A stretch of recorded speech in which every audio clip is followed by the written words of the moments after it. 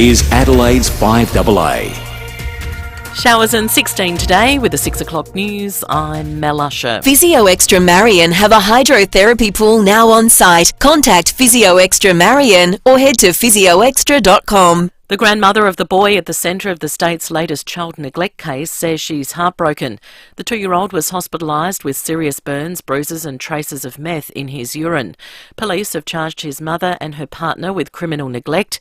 Denise Shepherd has spoken to Nine. She's not sure what the future holds for her grandson. I don't even know just how bad it is and if he's going to survive, if he's not going to survive, if he's going to be scarred for life. I don't know, and it's so hard not knowing. Adelaide's first dedicated clinic to prescribe medicinal cannabis has opened. It's located inside the pharmacy at the Pasadena Shopping Centre. Before any prescription, a GP referral, eligibility test and health summary will be required. Medicinal cannabis has been back in the news following the death of Olivia Newton-John, who was an advocate as she battled cancer.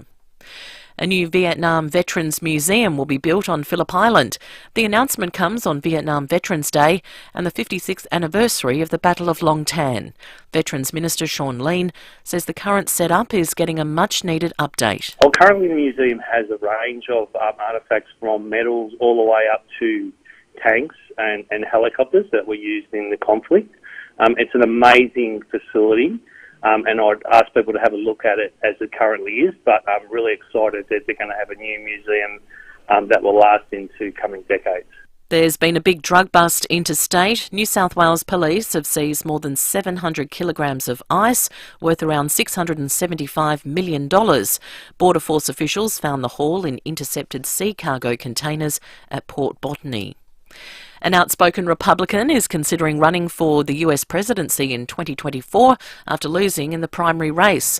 Wyoming Republican Congresswoman Liz Cheney has been a vocal opponent of Donald Trump, voting to impeach him during his presidency.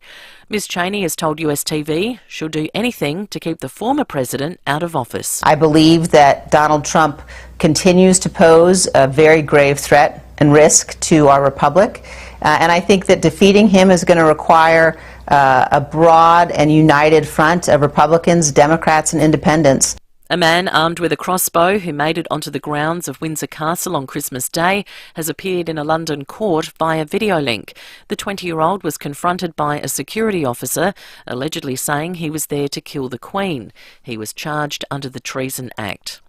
And dozens are feared dead after a huge explosion ripped through a mosque in Afghanistan's capital, the blast occurring during evening prayers in Kabul. A Taliban official has told Reuters as many as 35 people may have been wounded or killed. Now to 5AA Sport. Order a Gliderol roller door and operator by September 30 for some free upgrades. Search Gliderol for details. And it's good morning to Tom Wren. And a very good morning to you as well, Mel. We'll start with some soccer first. Adelaide United has progressed to the quarterfinals of the Knockout Australia Cup, but not without a fright after being taken to penalties against Adelaide City. The Reds led the match twice, but City fought back on both occasions, with the match finishing at 2-2 after extra time. United, though, progressed on penalties and will now play against the Brisbane Roar in the quarterfinals. To football now, and both the Crows and Port Adelaide will release their teams today ahead of Saturday night's Showdown 52. The game will be the last for Port veteran Robbie Gray. Standing Crows skipper Brodie Smith has paid tribute to the veteran's career. Just a phenomenal talent. He's probably got done for I don't know how many throws in his career where he's actually handballed it so well with so much talent the umpires can't process it and they think it's a throw. So some of the talent and things he's done in his time is just unbelievable. An extra field umpire will reportedly take the field for each AFL match from next season. Veteran football journalist Caroline Wilson has told Footy Classified the league has approved the 4-umpire system. It's understood to be part of a plan to prolong the careers of umpires and encourage more women to take up the profession. As Aussies Nick Kyrgios and Alex de Minaur are both out of the Cincinnati Masters after losing their respective matches this morning. And round 23 of the NRL gets underway tonight with South Sydney taking on the Penrith Panthers. Latrell Mitchell will line up for the Rabbitohs, overcoming a groin problem. And that's the 5AA Sport. Now the 5AA forecast. Showers today and 16, showers tomorrow 15, Saturday showers continuing 16 and still cloudy on Sunday. Right now it's 12 degrees. More news as it happens on 5AA. Breakfast on 5AA. David Penberthy and Will Goodings. Thanks to the Credit Union SA term deposit account with great interest per annum. T's and C's apply.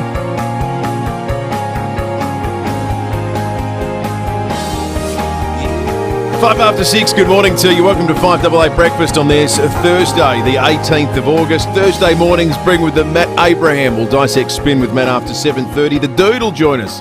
Tom Duday, head of the final fixture of the AFL season for the Adelaide Crows, and what a game it's going to be. The showdown, Robbie Gray's final game. Going to be a massive spectacle on Saturday night. Looking forward to chatting with the Dude and the build-up. And, of course, we'll get you across all the big stories that are transpiring in Adelaide and right around the world. David Penberthy, good morning to you. Good morning, Will. Good morning, listeners. Are you calling the game on the weekend, Will? No, or are you sitting it out? I'll be watching. Are you going to be there? No, not at this stage. Yeah, we're not going to go. It's harder to get tickets, obviously, being a Port showdown. Do you feel like there's a lot riding on it? No. I reckon there is for Port. Yeah, there is for Port, definitely. Like, they got to win it.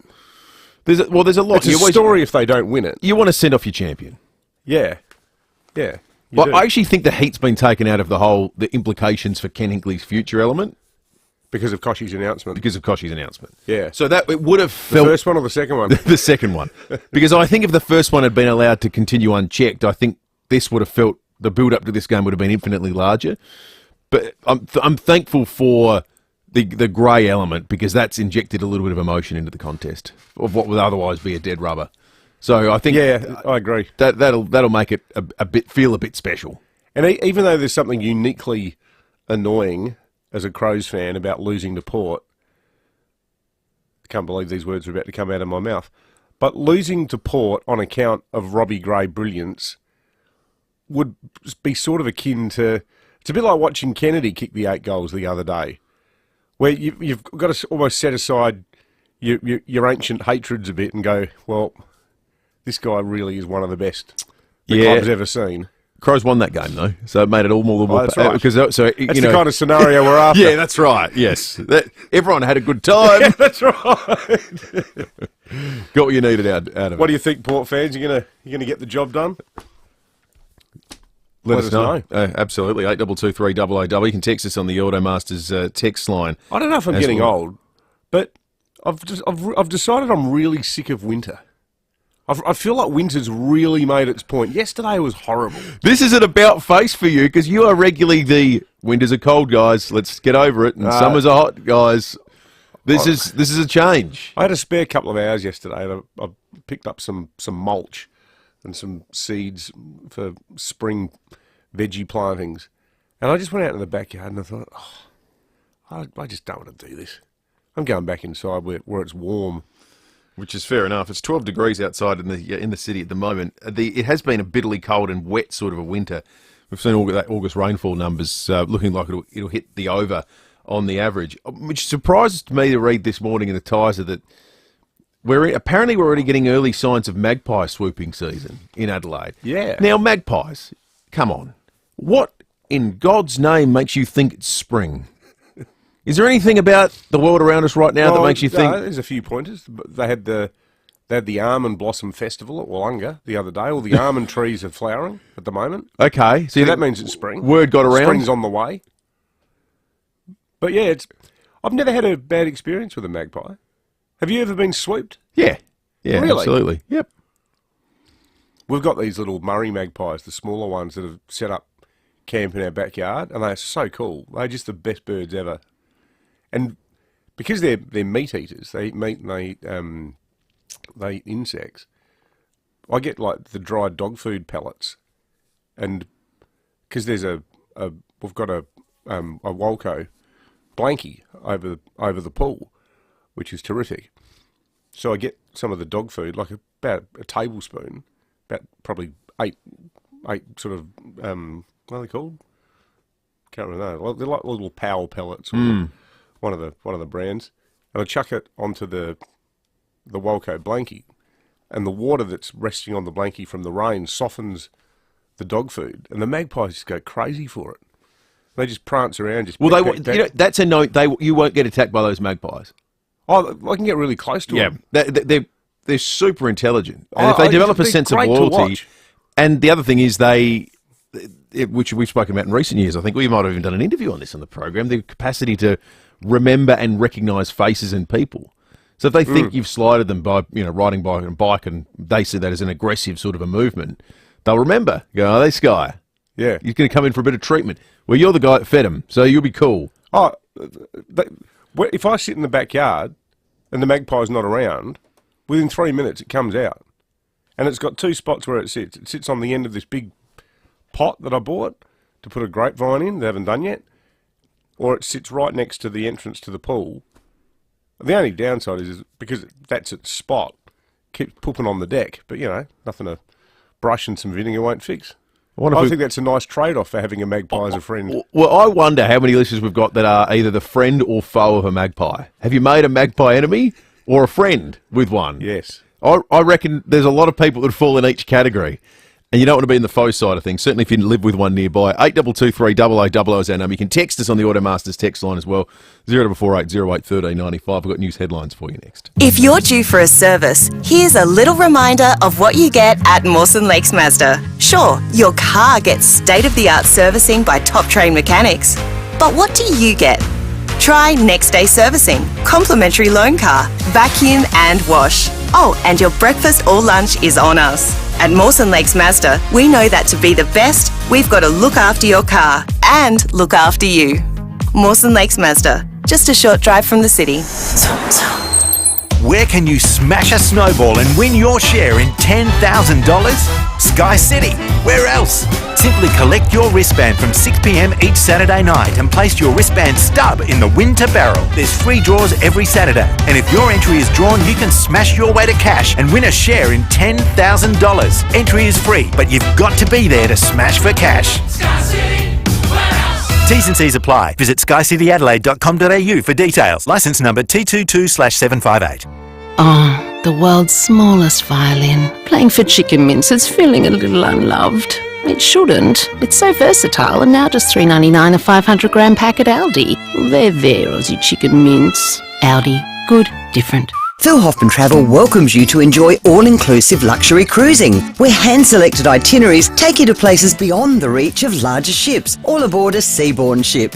A cruise aboard a seaborne ship is luxurious yet relaxed, elegant yet casual, sumptuous yet understated. Book now and wake up with a whole new view. Book by August 31st and receive a complimentary 2-category veranda suite upgrade and a reduced deposit. Contact Phil Hoffman Travel today, pht.com.au.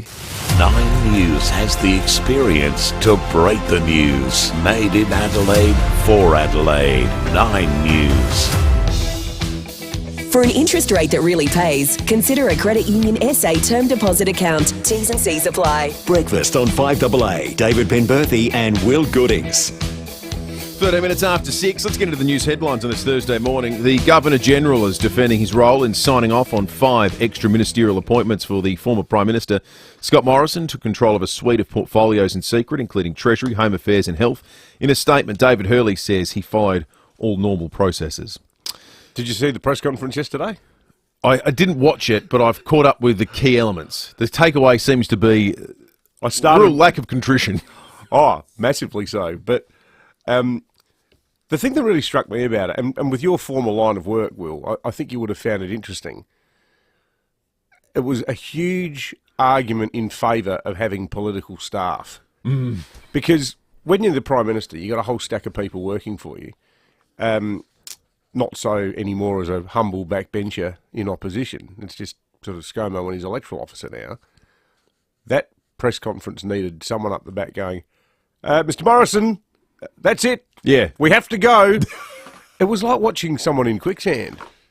It just went on and on and on and on and on. I was doing other stuff, coming in and out of the room with it on the TV. And I came in at one point and I said to Kate, is this still going? Or is this a replay? She goes, no, it's still going.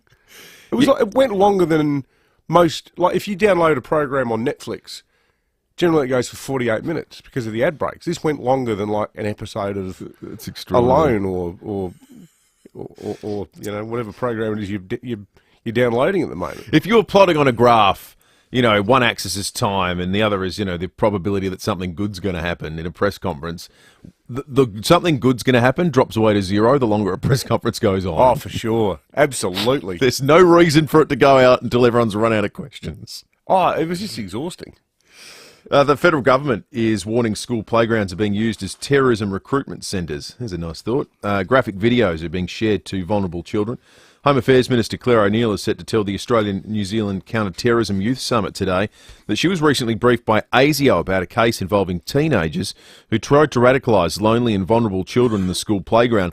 More than half of ASIO's high-priority investigative cases are minors. This is the real MO of these sorts of operations, isn't it? Finding people, I'm not talking about the schoolyard element of this, the loner that's upset with the world. Well, I remember reading an article years ago, the average age of a suicide bomber is something like 19 or 20, and invariably they're single.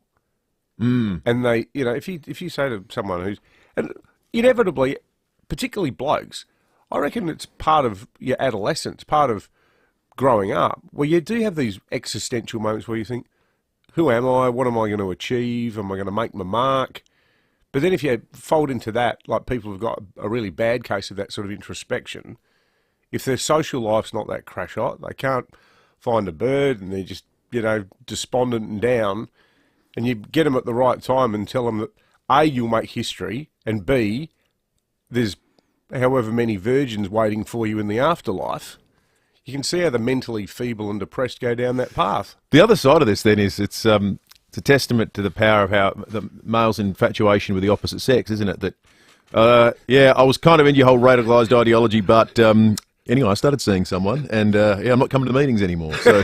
That's so true, though. But that's literally what's happening, isn't it? Yeah, I think alcohol and sleeping with people was actually like one of the biggest bulwarks against this kind of stuff, because you realise, geez, this is fun. Russia is seeking legal advice, like the story of the Australian, after Australia cancelled the lease on a site for a Russian embassy in Canberra. This is a funny story. The National Capital Authority terminated the lease when the embassy missed the construction deadline. I mean, they did have a bit of time to get this done. Russia was granted the land 11 years ago. They've got an embassy. It's not like they don't have an embassy. They was told, here's a parcel land, you can build a new one. And look, I do like the inference that, they might have wanted this land to build this new high-tech spying embassy. Clearly not a priority, is it?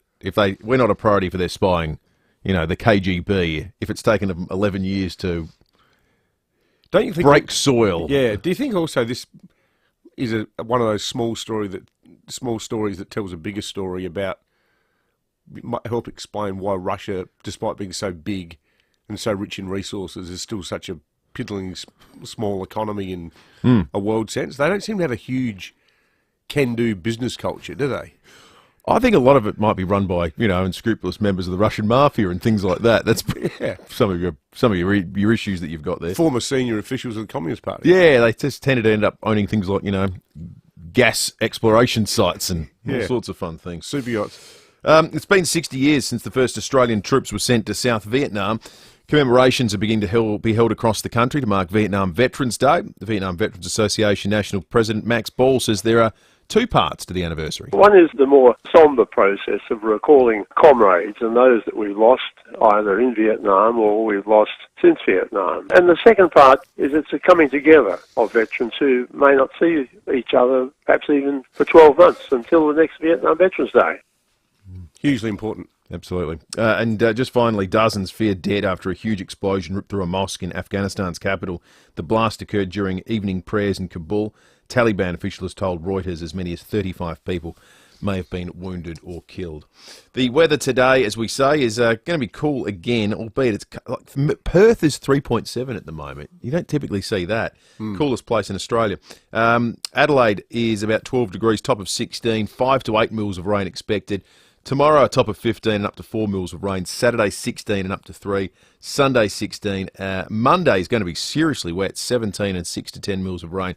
Tuesday is going to be 14 with up to 2. And Wednesday, a very similar day to that. Good morning to you if you're watching along on the 5AA Facebook Credit Union SA live stream, or you can do so on YouTube as well and leave your comments. Lots of people are on the Automasters text line this morning. In response to our discussion about magpies, friend or foe, a lot of people saying friend, Anne says, good morning, Dave, Will and all. My magpie friends sit on the power line singing each morning. They know when I get up and they meet me out the back for their oats. And when they have their young, they leave them in my backyard as they search for bugs further afield. I love it. I'm with you, Anne. One thing is when you do the weeding, and especially if you do the watering afterwards, it's like a red rag to a bull for the maggies. They're just out there because you've aerated the soil. So all the worms and the bugs are coming up. It's a great feed for them. Paul in McGill says, I have a family of 4 magpies that I've befriended behind the Adelaide Zoo. The father will swoop in and sit on my left shoulder. It took me 6 months to train him. How good's that? And Mick says, G'day, I had a bad experience with a magpie on a Sunday in 1996. His name was Scotty Hodges. Thanks for that, Mick. 96, was it the Eagles grand final where he blew them away in the last quarter? Or was that 94? 96. Yeah, that's a good question. We'll check that. Kathy in Christie's Beach is called in. Morning, Kathy. Morning, boys. How are you going today? Very well, Good, thanks, Kathy. When I used to travel on the bus and one street I had to walk to, a lady said to me, you have to be careful today because it's the magpie season. Right, so ever since then, that was going back in the 90s, ever since then, I wore a hat. Now, in 98, I had a friend who I used to work with. She was a dinner lady at the school when I worked over here for a holiday. So I said, you need to put a hat on now, Freda, because of the magpies. Oh, I'll be all right. So walking along in front of me, coming home on the street, the damn thing flew over me and swooped onto her head and draw blood on the top of her head. Oh, really? Yeah. They got a real pecking on her, Kathy. Yes, it did. Oh, don't. So, but they used to come and knock on my window because my window, the windowsill is only about 6 inches from my floor, so it's quite a big window. And I'm down in my craft room and I'm thinking, somebody knocking at the door. Come down and it's the magpie knocking on the window. They're wanting some food.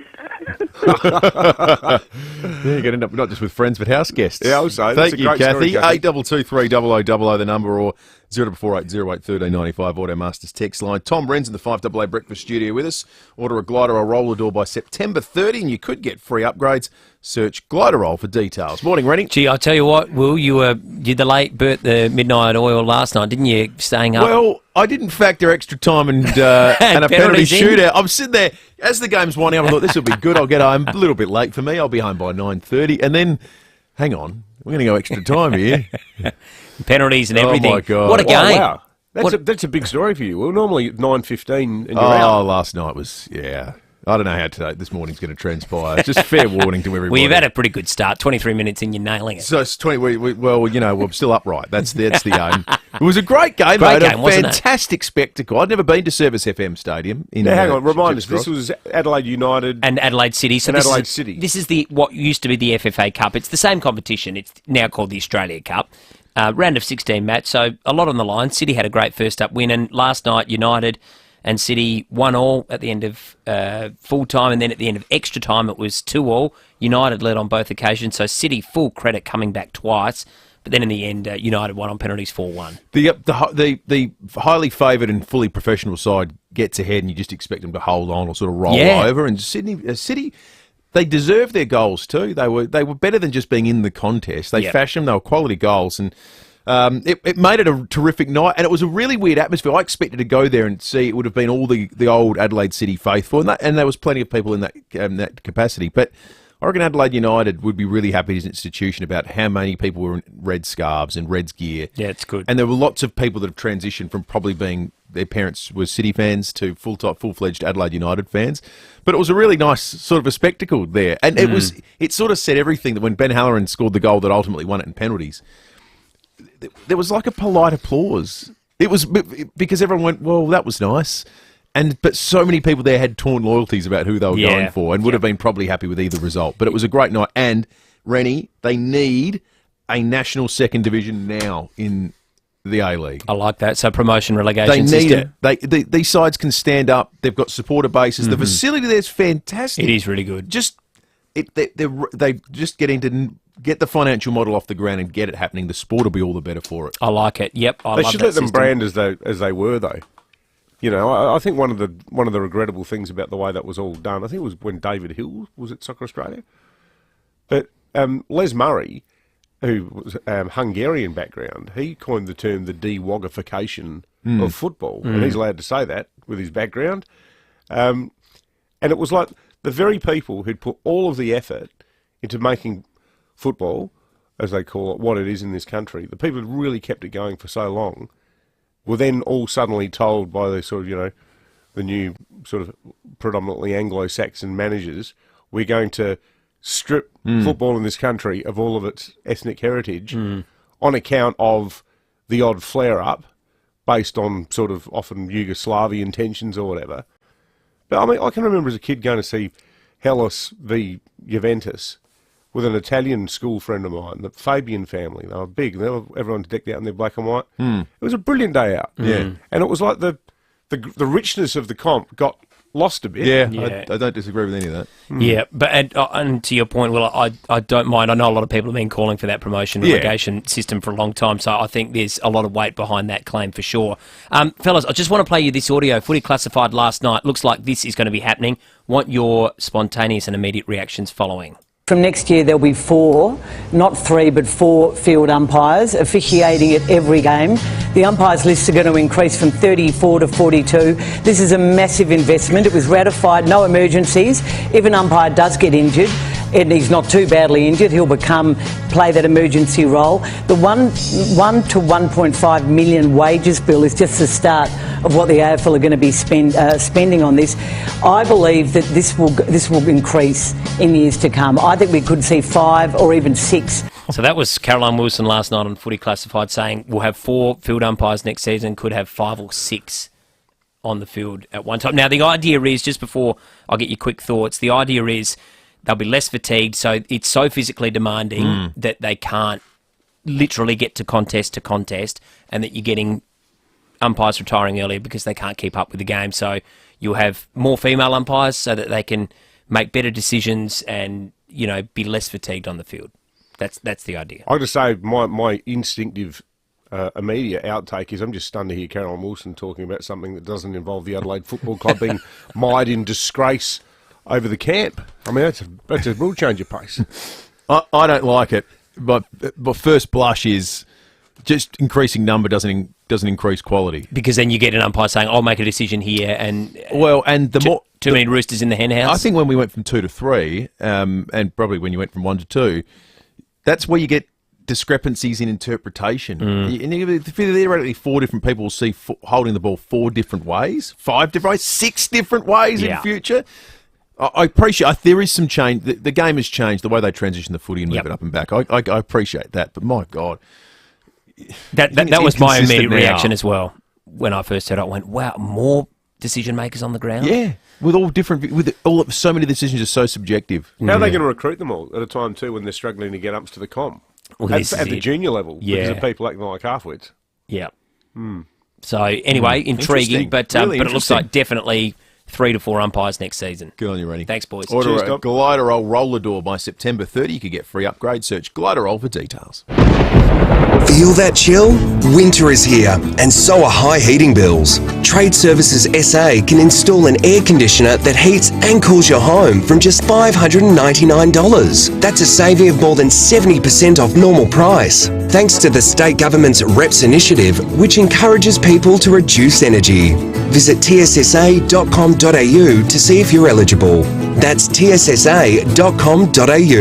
Terms and conditions apply. Do you still love your car? Why not take it to Edwardstown Mazda to see what it's really worth? It's the safest and easiest way to move your car on and get into a new or used Mazda. 862 South Road, Edwardstown. Even the greatest icons could do with an update, like Farmers Union Iced Coffee. That's right, and now it'll be an even more tummies. Farmers Union Iced Coffee lactose-free is here. Made with fresh Aussie milk and real coffee, but lactose-free and with 25% less added sugar than the original. Experts at the Farmers Union have perfected the recipe, ensuring it tastes just like the original SA icon. Try the legend without the lactose for yourself. Proud Aussie-owned and made right here in SA since 1977. It's a Farmers Union Iced Coffee, or it's nothing. This Remember September, you choose the challenge. Give it up or move it. Maybe give up something you like caffeine, sugar, or alcohol.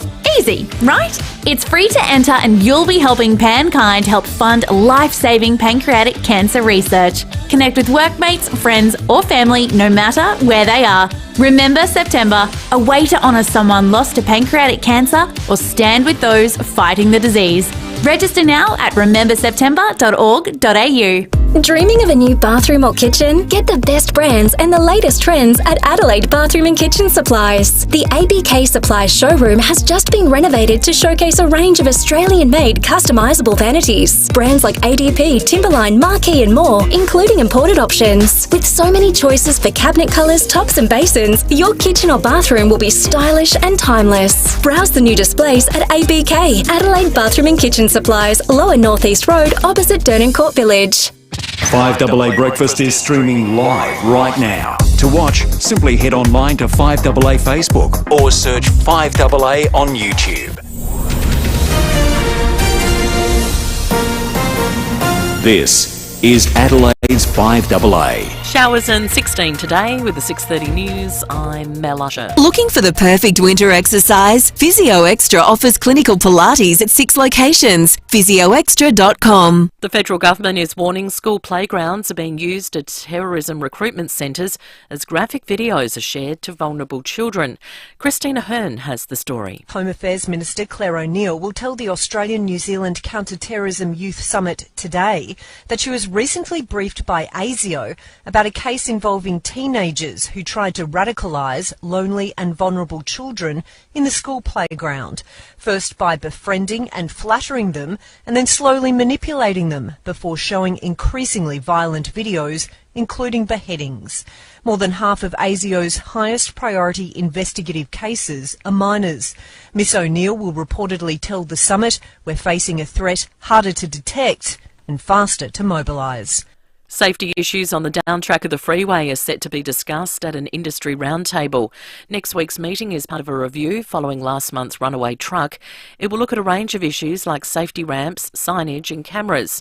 Transport and Infrastructure Minister Tom Koutsantonis will host the discussion, which will also include representatives from Road Freight, SAPOL, the RAA and the National Heavy Vehicle Regulator. Pasadena Shopping Centre has welcomed an Adelaide first. The state's first dedicated clinic to prescribe medicinal cannabis has opened inside the pharmacy. Prescriptions are dependent on a GP referral, eligibility test and health summary. The grandmother of a 2-year-old boy who's at the centre of a serious criminal neglect investigation has broken her silence, saying officials were unaccountable. The toddler was taken to hospital with burns, bruises and traces of meth in his urine. His mother and her partner have been charged with criminal neglect. 3 men have been charged over the importation of around 750 kilograms of the drug ice into the country. Border Force officials found the haul in sea cargo containers at Port Botany in Sydney. The drugs have an estimated street value of $675 million. Well, it's been 60 years since the first Australian troops were sent to South Vietnam. Commemorations are being held across the country to mark Vietnam Veterans Day. Vietnam Veterans Association National President Max Ball says there are 2 parts to the anniversary. One is the more sombre process of recalling comrades and those that we've lost either in Vietnam or we've lost since Vietnam. And the second part is it's a coming together of veterans who may not see each other perhaps even for 12 months until the next Vietnam Veterans Day. The Adelaide service will be held on Sunday at the Torrens Parade Ground. Now turning to 5AA Sport. Order a Glider Roll roller door by September 30 and you could get free upgrades. Search Glider Roll for details. Here's Tom Wren. Thank you, Mel. Adelaide United is through to the knockout stages of the Australia Cup following a hard-fought penalty shootout win against local rivals Adelaide City. The result means the Reds are through to the quarter-finals of the competition. Meantime, the young Matildas under-20s World Cup dream is over following a 3-0 loss to Spain. Midfielder Hannah Lowry says it's a bittersweet feeling to bow out before the knockout stage. The results didn't go our way the last 2 games, but I think we played the football that we've been working on for the last 6 months and we really showcased that to the world. So, like I said before, I'm so proud of all of us. I'm gutted that we're not progressing through, but this is just the start for this group. To football now, the number of AFL field umpires will reportedly rise from 3 to 4 next season. Veteran football journalist Caroline Wilson has told Footy Classified it's part of a plan to prolong the careers of umpires and encourage more women to take up the profession. It's expected to cost the league an extra $1.5 million per season. Meantime, Geelong's coach is pushing for the AFL to do more to recognise the Code's minor premier. The Cats have secured their second McClellan Trophy in 4 years. Chris Scott says it'd be nice if there was more incentive for finishing on top. The AFL doesn't do as good a job as some other competitions in recognising the minor premier. But that being said, it's difficult to slow down too much right at the moment because of the excitement that the next 6 weeks presents. And in some tennis news, Alex de Minaur has been knocked out of the Cincinnati Masters after a straight sets defeat. That was against Canada's Felix Auger-Aliassime, while Aussie Nick Kyrgios is also out after he was beaten in straight sets by Taylor Fritz. And that's the 5AA sport. Now the 5AA forecast, showers and 16 for your Thursday, showers tomorrow 15. Saturday the showers will continue 16 as well. Right now it's 12 degrees. More news as it happens on 5AA. For an interest rate that really pays, consider a Credit Union SA term deposit account. T's and C's apply. Breakfast on 5AA. David Penberthy and Will Goodings. 24 to 7 off to the US before 7 o'clock this morning. SAPOL and the Weather Bureau in just a moment. I like this proposal for the town of Salisbury. The tree climb have proposed, and I guess what you'd call an expansion. They've got the one that's not far from you. They're on Green Hill Road. It's been a great success. It's incredibly popular. Now the company wants to invest $1 million to create one of these adventure parks at Harry Bowie Reserve in Salisbury, which will be fascinating. Gillian Aldridge is the Mayor of the City of Salisbury and joins us on 5AA Breakfast. Mayor, good morning to you. Good morning.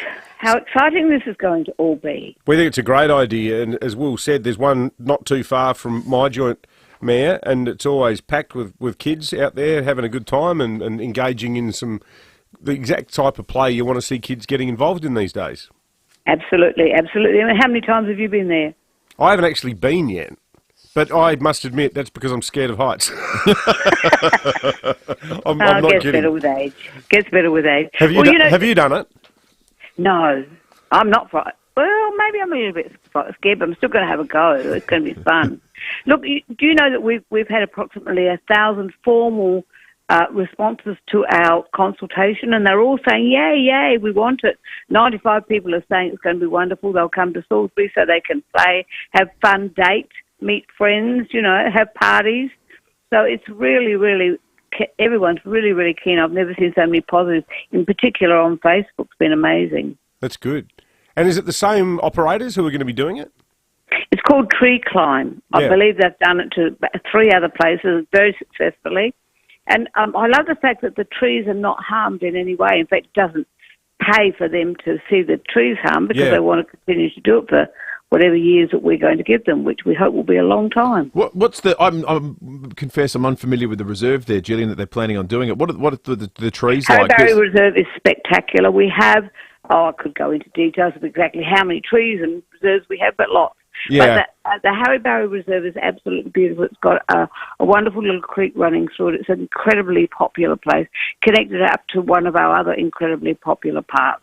Did they tell you? And lots of beautiful old trees. Lots of beautiful old trees. Did the Tree Climb tell you people how rare the sorts of environments are that they're able to actually establish this? Like, is the reserve one of very few? Because it would seem they need a certain type of density of tree with a certain type of tree maturity. So it sounds like you've got the perfect environment.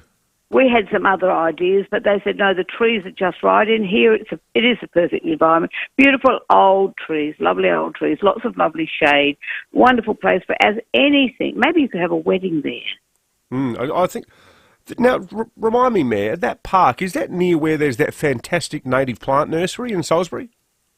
Yes, the plant nursery is there, and even up further, there's another beautiful park. So it's I know what you mean. Complete long area. We've been planting lots and lots of trees down there, so absolutely stunning part of Salisbury. Yeah, it sounds like it's a great idea. Thing. And I think, and I say this respectfully, I feel like Salisbury has probably had a bit of a deficit in terms of that sort of stuff for kids. Would that be a fair thing to say? Well, we certainly haven't had this before, but I think there's lots and lots. We've got so many amazing parks, and we promote them. We've got a program called Discover Salisbury, so there's always something happening in Salisbury. But I think this will be right up there. I mean, it's something a little bit different. We're now in, when I was a kid, that's what we did, climb trees. It was a fun. So to get kids back into climbing trees in a very safe way will be absolutely exciting for Salisbury. Great idea, great work.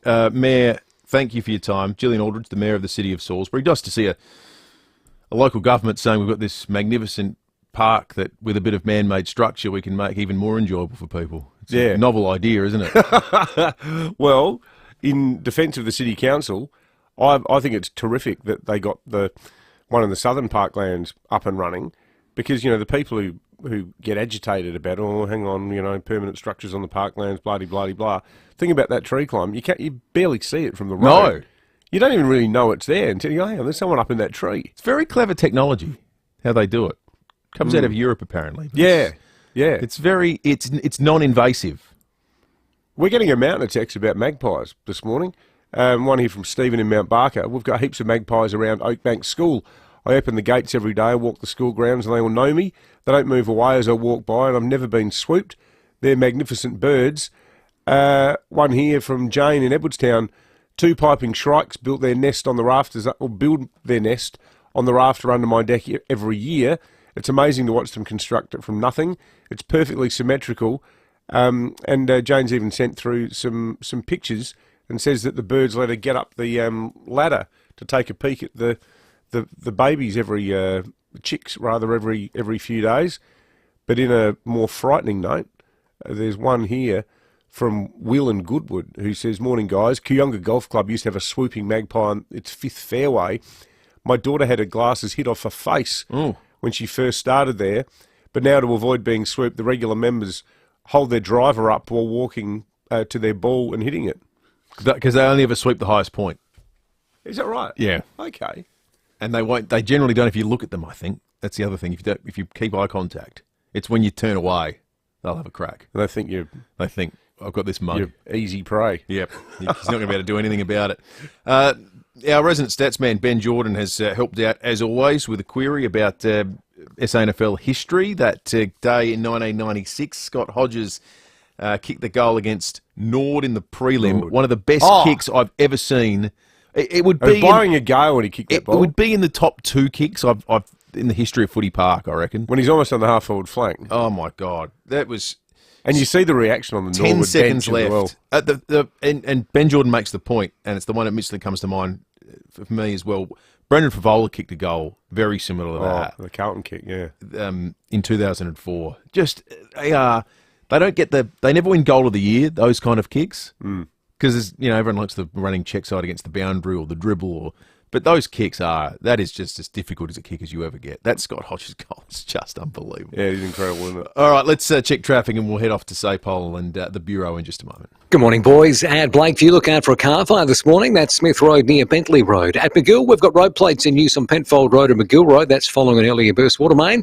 At Parracombe, Gorge Road is still closed between Corkscrew Road and Torrens Hill Road. That's for a rock slide. And Woodville, you'll find construction works on Woodville Road between Port Road and the railway line. Cameras today, Grenfell Road, Redwood Park and Grange Road at Kidman Park.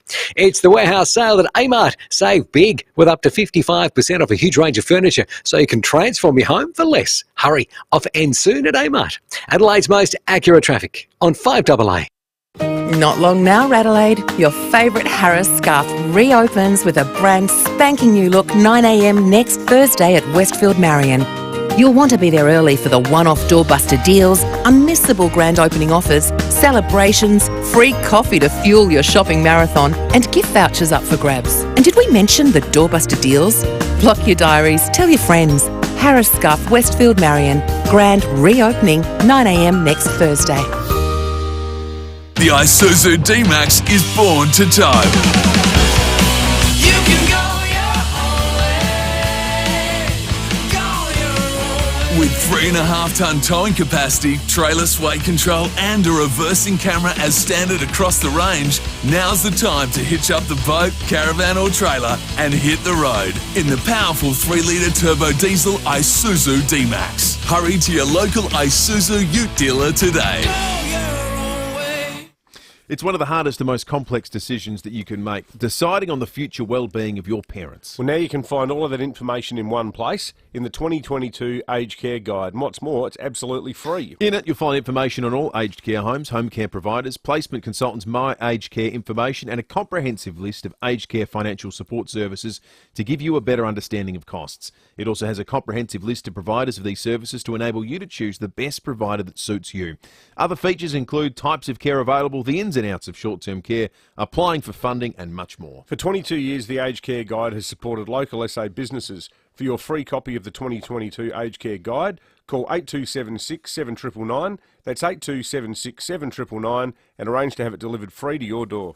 Flinders Foundation and Simmons Homes are teaming up to help kids needing emergency care, treatment for illnesses and those suffering abuse and neglect. You can help bring about change and give yourself a chance to change your address. Simmons have generously donated a brand new 5-bedroom family home at 15 Rind Road, Lightsview. The luxury home will be auctioned off by Toop and Toop on Saturday 27th of August with proceeds supporting kids projects at Flinders Medical Centre. Check out flindersfoundation.org.au for inspection times. An average of 83 people die on Australian rail lines every year. Ask yourself, do I pay attention when I cross rail lines? The answer might surprise you.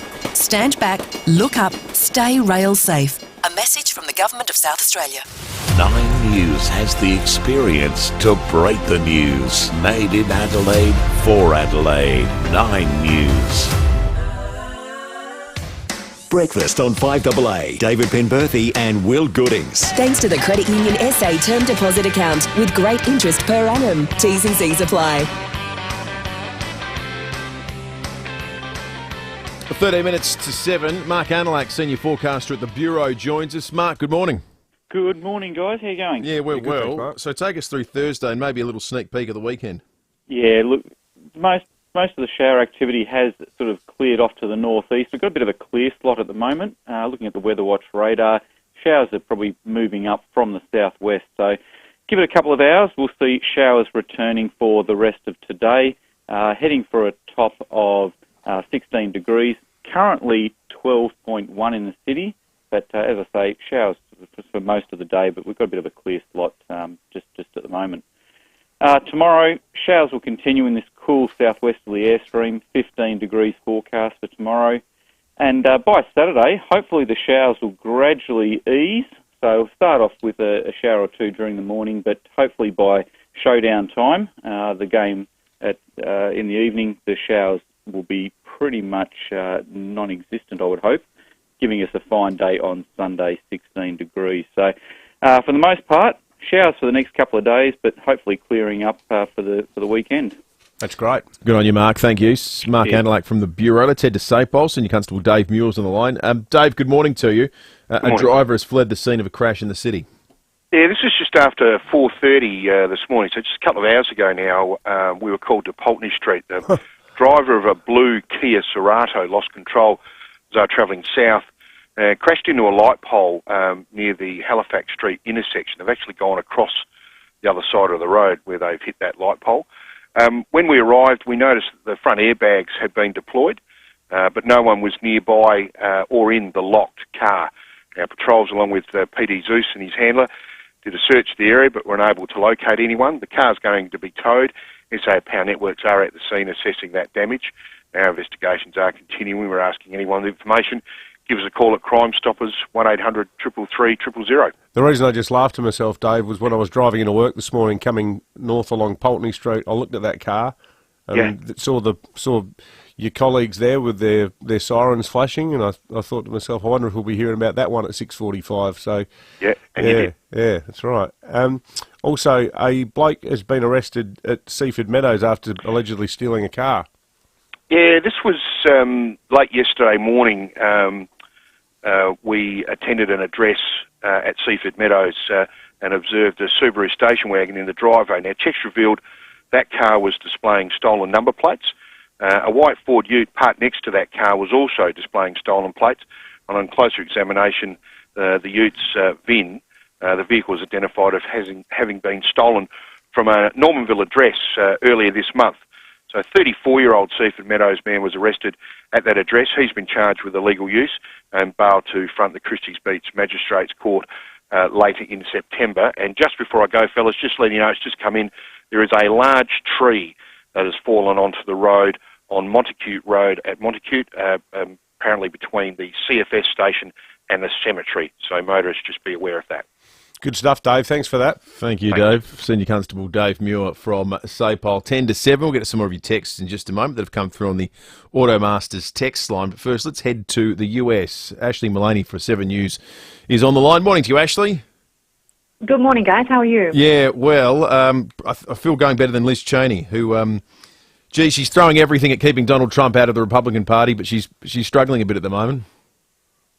Yeah, and she's made it clear that keeping Donald Trump out of the Oval Office is her primary objective. I mean, she is one of those rare Republican critics of Donald Trump, railing against the big lie that the election was stolen. She was one of 10 Republicans that voted to have him impeached. But it's not going well for any critics of Donald Trump, and this is just the latest example. She was a rising star of the party, but she's been trounced in this primary election by Harriet Hageman, who's a relative newcomer. She was endorsed by Donald Trump, and she's someone willing to get up on stage and say that the election was rigged. And this was a decisive win for her. So it just really goes to show that Donald Trump still has such a stronghold over the Republican Party and the base at the moment, and still polling really well among Republicans and looking like a good chance of running again. Do you think, though, Ashley, that there's a chance that Liz Cheney might make good on her promise of running for president, which would be potentially a dream scenario for the Democrats, because it could split enough of the moderate Republican vote away to stuff up Trump's second bid if he does run again? I think you're right. I think there's a very good chance that she'll do that. She was on NBC this morning saying that it's something that she's considering, and she's expected to she's thinking she'll make a decision in the next couple of months. But she'll be looking to tap into those moderates in the party, I guess, and I guess run on that issue of truth meaning something. I mean, exposing what was a lie. But it just seems that it doesn't matter how many court cases were held, how many judges threw out these cases that Donald Trump brought to prove that the election was stolen from him. People don't want to believe it. I mean, and it's almost become the touchstone issue for Republicans, whether you do or don't believe that the election was stolen and that Joe Biden is a legitimate president. I mean, it's crazy stuff. Yeah. It's crazy stuff. Yeah. Hey, talking about crazy stuff, what about this Melbourne actress, Laura McCulloch, in Los Angeles? This sounds like one hell of a Tinder date that ended up resulting in a bit of strife for her. It sounds a bit like, The Hangover, Bradley Cooper style kind of big night out in LA. It's funny, we woke up, it didn't start off funny. I was on the phone to my colleague, David Boywood, that morning, and I said, gee, have you seen, I'm getting bombarded with messages from people, Instagram posts, this missing poster for Laura McCulloch, and it sounds really troubling. Apparently she's gone on a date, and so we kicked into gear and we sent a crew down to Santa Monica. We were going to look for CCTV, and we were in touch with her family in Australia and making inquiries with local police and thinking, this just doesn't sound good. But shortly after, we get this statement from police that, in fact, they'd been called to a restaurant in LA because this woman had thrown a drink at a restaurant patron, their 2-year-old child. Police had arrived and they said that she was yelling expletives. They tried to calm her down. She then became physically combative. She kicked an officer. She bit an officer on the shoulder. It just seems that she had a pretty big night, and so she ended up in the lockup over the weekend. But we were saying this could be a defining moment for Aussie's gone wild, like you're pulling in McCulloch. We were saying, remember that kid that Corey Worthington, he was on that current affair for having his big party, pulling a Wallington. This is the new Corey Worthington. It sounds like Laura McCulloch has had quite the big night out, and I just thought, geez, she's got more than a hangover when she's getting out of jail in the morning to see that the world's media, it's like it was leading the Daily Mail in the US, the New York Post.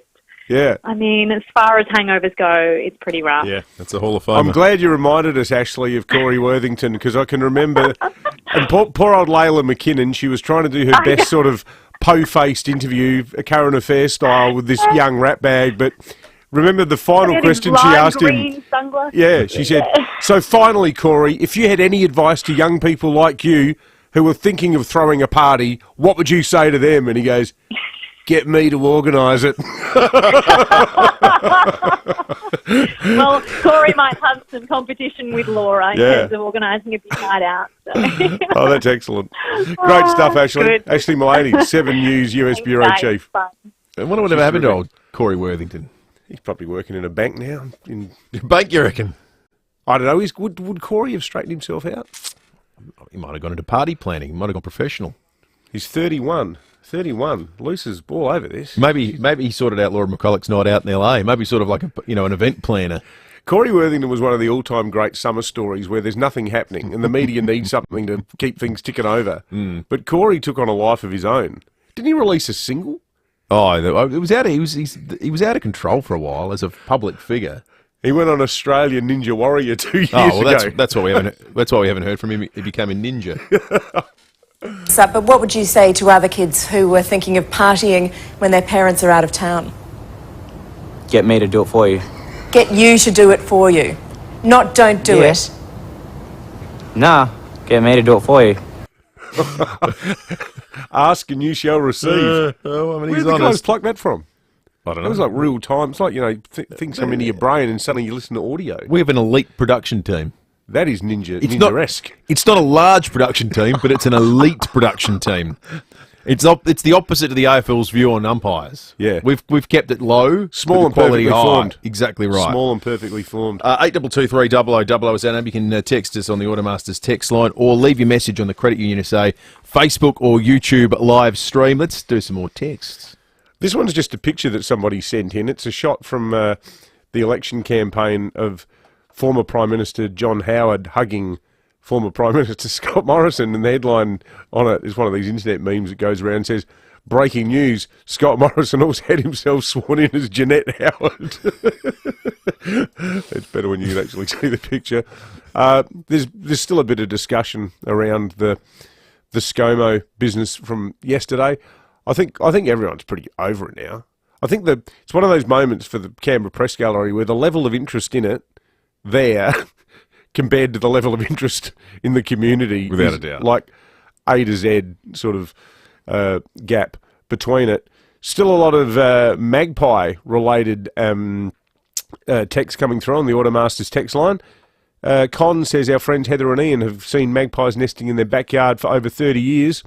It's passed down by those friendly Maggie generations to the next one that they all come to the back porch for scraps. Good stuff, Con. Thanks for that. The sun is up out there. There's some sort of dark clouds in the sky, but it's light nice and early as we approach the 7 o'clock news, 2 minutes away.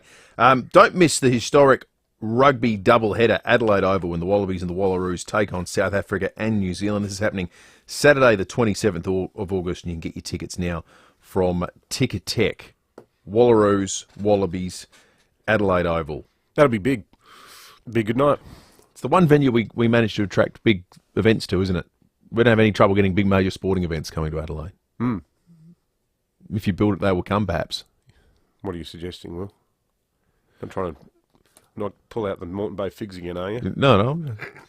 Justice for Stephen Marshall's basketball stadium is what I'm saying, David. Yeah, yes, of course. Yes, absolutely.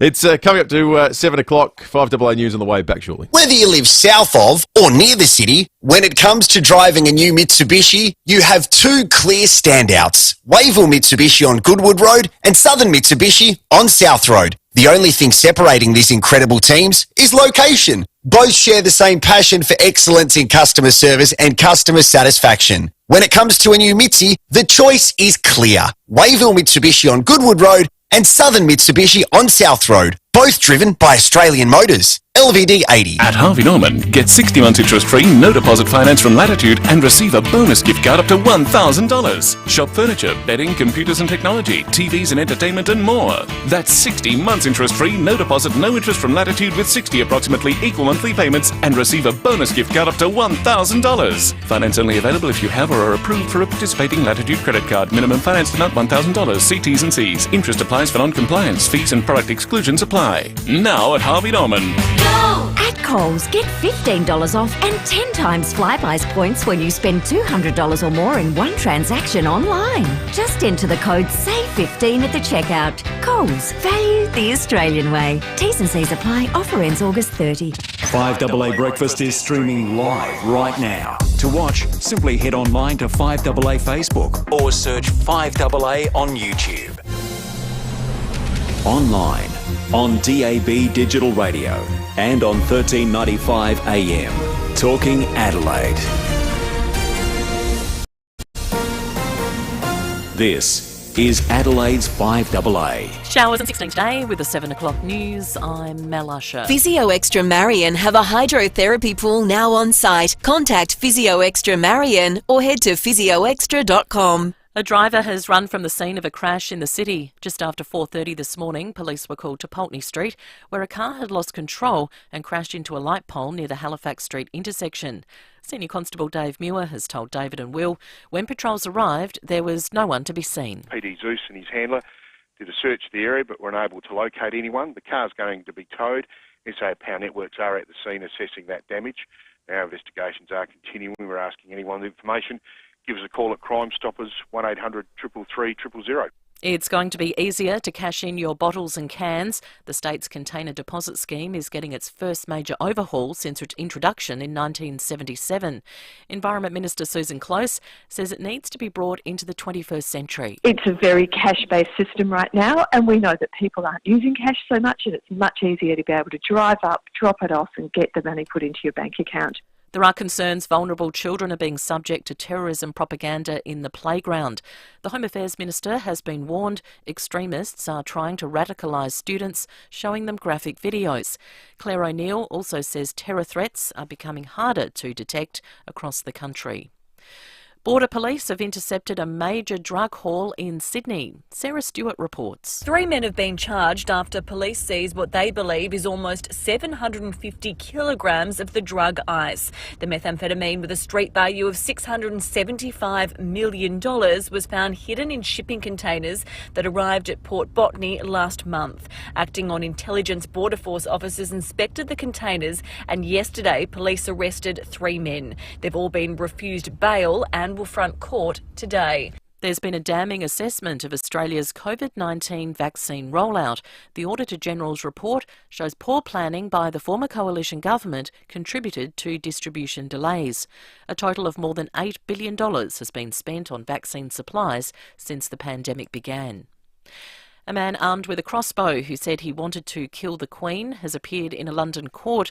UK correspondent Brett McLeod has more. Jaswant Singh Chale was hooded and masked while on the grounds of Windsor Castle on Christmas Day last year when he was confronted by a security officer. In his hands was a crossbow, and he allegedly said, "I'm here to kill the Queen," before he was handcuffed and arrested. The 20-year-old has been charged under the Treason Act and is also accused of making threats to kill and possession of an offensive weapon. He appeared via video link from a psychiatric facility, wasn't required to enter a plea, and will have a further hearing next month.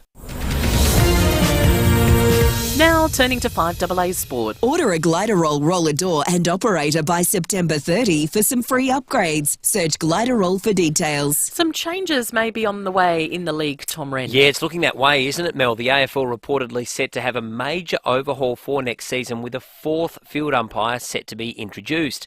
Caroline Wilson telling Nine's Footy Classified it's only the beginning as the league looks to beef up the number of umpires officiating in a game. 1 to 1.5 million wages bill is just the start of what the AFL are going to be spending on this.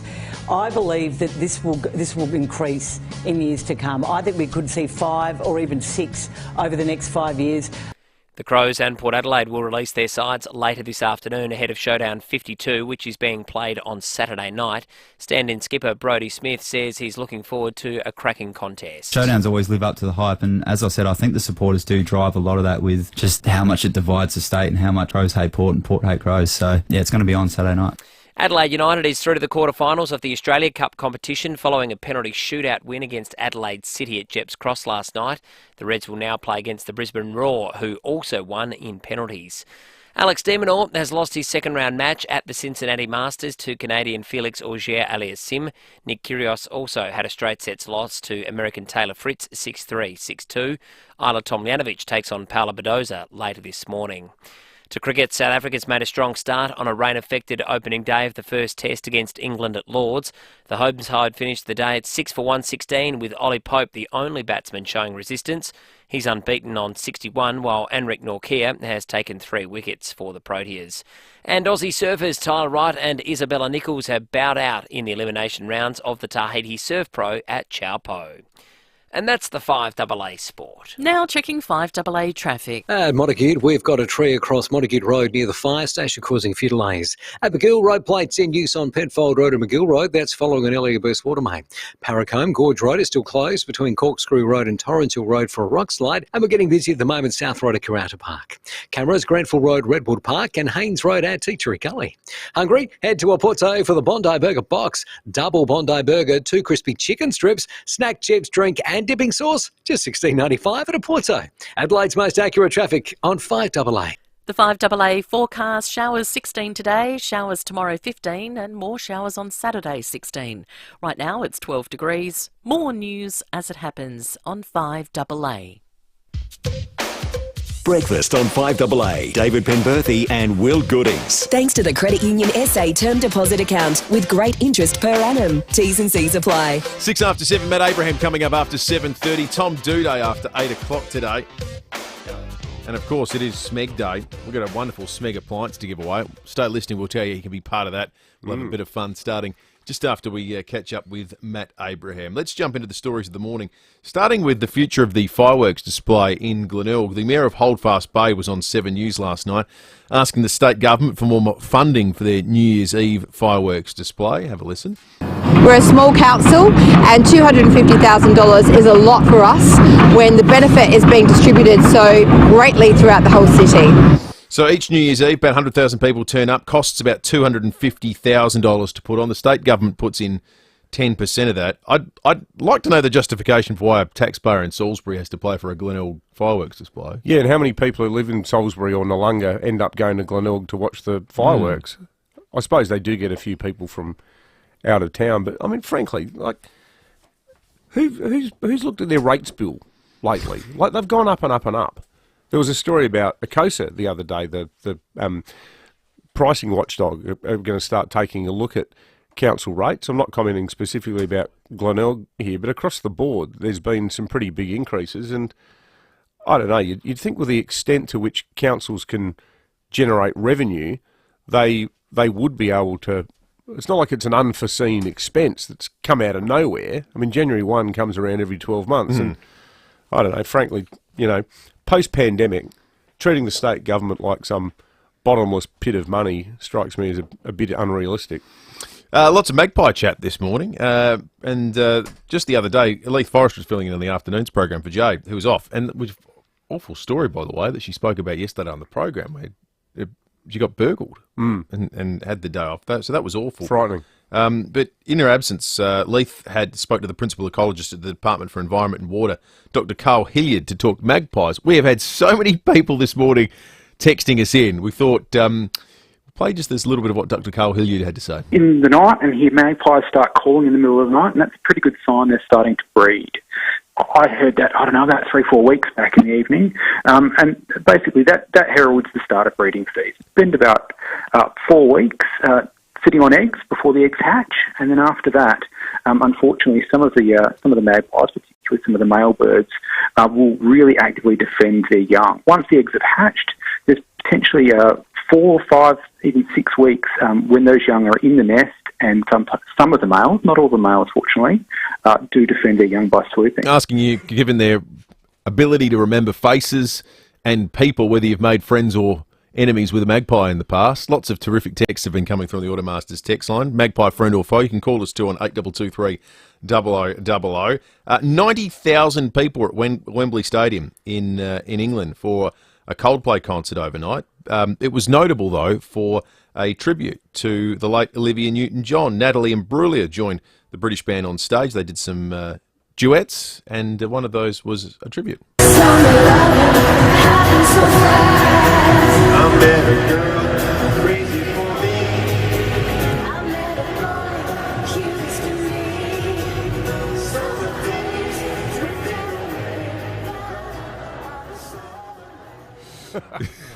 It's funny hearing Chris Martin singing the John Travolta role. You know, it was written for that sort of 1950s diner vibe in America. Yeah. You've got this British geezer singing the Travolta role. It just doesn't quite sound right. Conversely, though, I thought Natalie Imbruglia pulled it off. Yeah. She sounded really good as ONJ. Sounded terrific.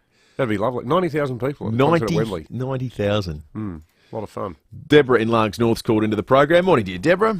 Hello. Could I please thank the people of Australia for not voting in the coalition at the last federal election? You can do whatever you like. Because, Scott Morrison, I don't know, about 10 years ago, I think it was, in what I call Planet Parliament, they were talking about raising the age pension. Scott Morrison stood up and said, no, the people that I now own houses should sell them and live off that. Mm. And I read in the advertisers some 20 years ago that for a person to live equivalent to the age pension, they'd have $800,000 invested. And then, of course, Scott Morrison then changed that thing to put people taking out a reverse mortgage. Now, why would a pensioner... Well, yeah, I mean, that means you're dealing with the bank, aren't you? Yeah, well, I think he, you know, what got captured in that policy position was a thought process. You know, speaking to a lot of people in parts of Sydney that own 4 houses, as opposed to those that own one. Yes. Yeah. But also, too, I heard Josh Frydenberg a couple of weeks before the federal election this year very powerfully announced that the government's going to give $220 million in tax breaks to high-income earners, $1 million or $2 million to the New Start people. Then under his breath, when no one could probably hear, so he probably hope no one would hear it, he said, then there's pensioner rental assistance, $1 a week. How insulting for the people who set Australia up to be the country it became. Sounds like you're happy where things are at the moment, though, Deborah. I think if you caught the press conference, if you caught the press, so cocky, because I did get an email from an aged company I've been dealing with, and they said that this is going back only a couple of months ago, that Morrison decided then aged pensioners could sell their house and put it into superannuation. Now most aged pensioners don't have superannuation, and that's all fees after fees after fees, isn't it? Yeah, Deborah, thank you. Always appreciate a call. If Deborah saw that press conference yesterday with her politics, she'd be quite reassured that a comeback's not on the horizon. No, I think she'd be very happy with everything that's transpired in the last 48 hours. You can give us a call, of course, at any time on any topic on 8223 0000. We love hearing from you. Some news out of New South Wales. 3 men are going to face court. This story is, the scale of this is mind-boggling, especially on the back of what we were talking about yesterday with the police commissioner. So 3 men are going to face court, accused of importing almost 3/4 of a tonne of ice into the country. 3/4 of a tonne. That's the drug ice. The shipment was intercepted at Port Botany with an estimated street value. What do you reckon the street value of that is? Well, I've got no idea. What, 10 billion or something?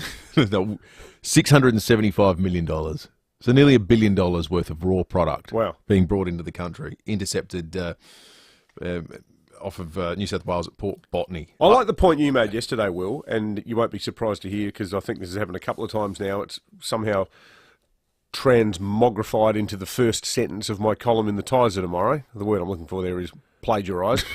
I like transmogrified. I've unashamedly ripped off your sentiments and passed them off as my own work, mainly because I totally agree with you. How is it, and, you know, the Tizer's got its campaign today, almost every single one of those poor kids, the backdrop to that story is meth. So how is it that a drug that has got the worst marketing in the world, like everyone, there's blokes in the middle of the Amazon jungle who are hunting wild pigs with, you know, orange discs in their bottom lip, who know that meth is evil and meth will screw you up. Everyone's seen the before and after shots of people who've been taking it, in some cases just for months, and they go from looking like fresh-faced youths to wizened old toothy deros in record time. So everyone knows how bad it is. What makes people want to do it? It blows the mind. It's not because it's another realm of. I mean, it's different from dope. Like, yes, and I'm not being blasé about cannabis because I know that there's a link with mental health and people have got a predisposition towards schizophrenia or bipolar issues. It can be a trigger, and it's also the sort of handmaiden of indolence. You know, you're not, if you really get into it in a big way, you're probably not much of a go-getter. You know, in some cases. But the old thing your parents used to say about dope, oh, you can't smoke, you can never even try marijuana because one puff can get you hooked and it will also lead to you taking other drugs. I think in most cases, neither of those assertions are true. It's the thing, and I'll probably say it to my kids. In fact, I think I probably have. But it's not really true. It's not true. But it's true about meth. Oh, absolutely, it's true about meth. I think we're sophisticated enough to have teased out the fact that there are some drugs that are worse than others, haven't we? I mean, or if that's not the message that all drugs are bad, I think we're going to just now start getting a bit more specific because this one is making people do inhumane things to other people. I just can't for the life of me understand why anyone would say that's sign me up for that. This is not a scare campaign based on the authorities, you know. There's no conspiracy here. This is front page news every day. People doing the most horrific things to the people that they should be caring about the most because they're under the influence of this horrific drug. Bob in Heathfield's called in. Morning to you, Bob. Good morning, mate. Listen, I'm a former prison officer, right? And the only way you're going to stop these people is to have a penalty that suits a crime, right?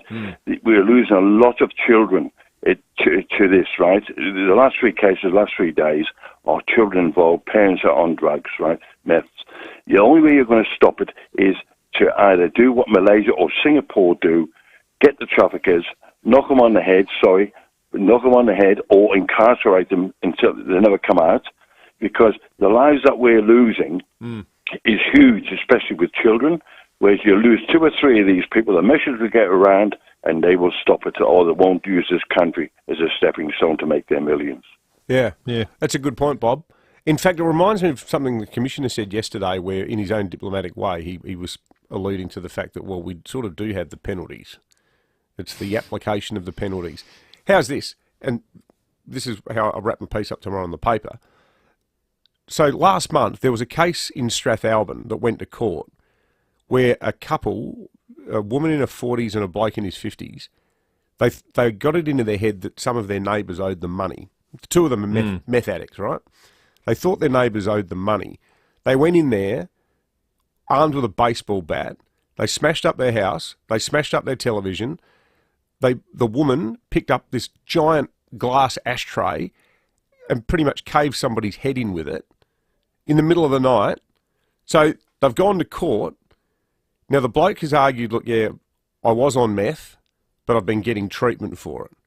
And the judge has said, well, and you can argue maybe generously, this is fair enough, because the bloke has said, look, I was on meth, but I'm pretty much off it now, and I've been doing rehab. So the judge said, well, you will get an 18-month good behaviour bond. So no jail time, no fine. The woman, however, who's a former kickboxer, that was her job, kickboxer, skills that probably came in handy during the home invasion, she said to the court, no, I'm still using meth. Still use meth.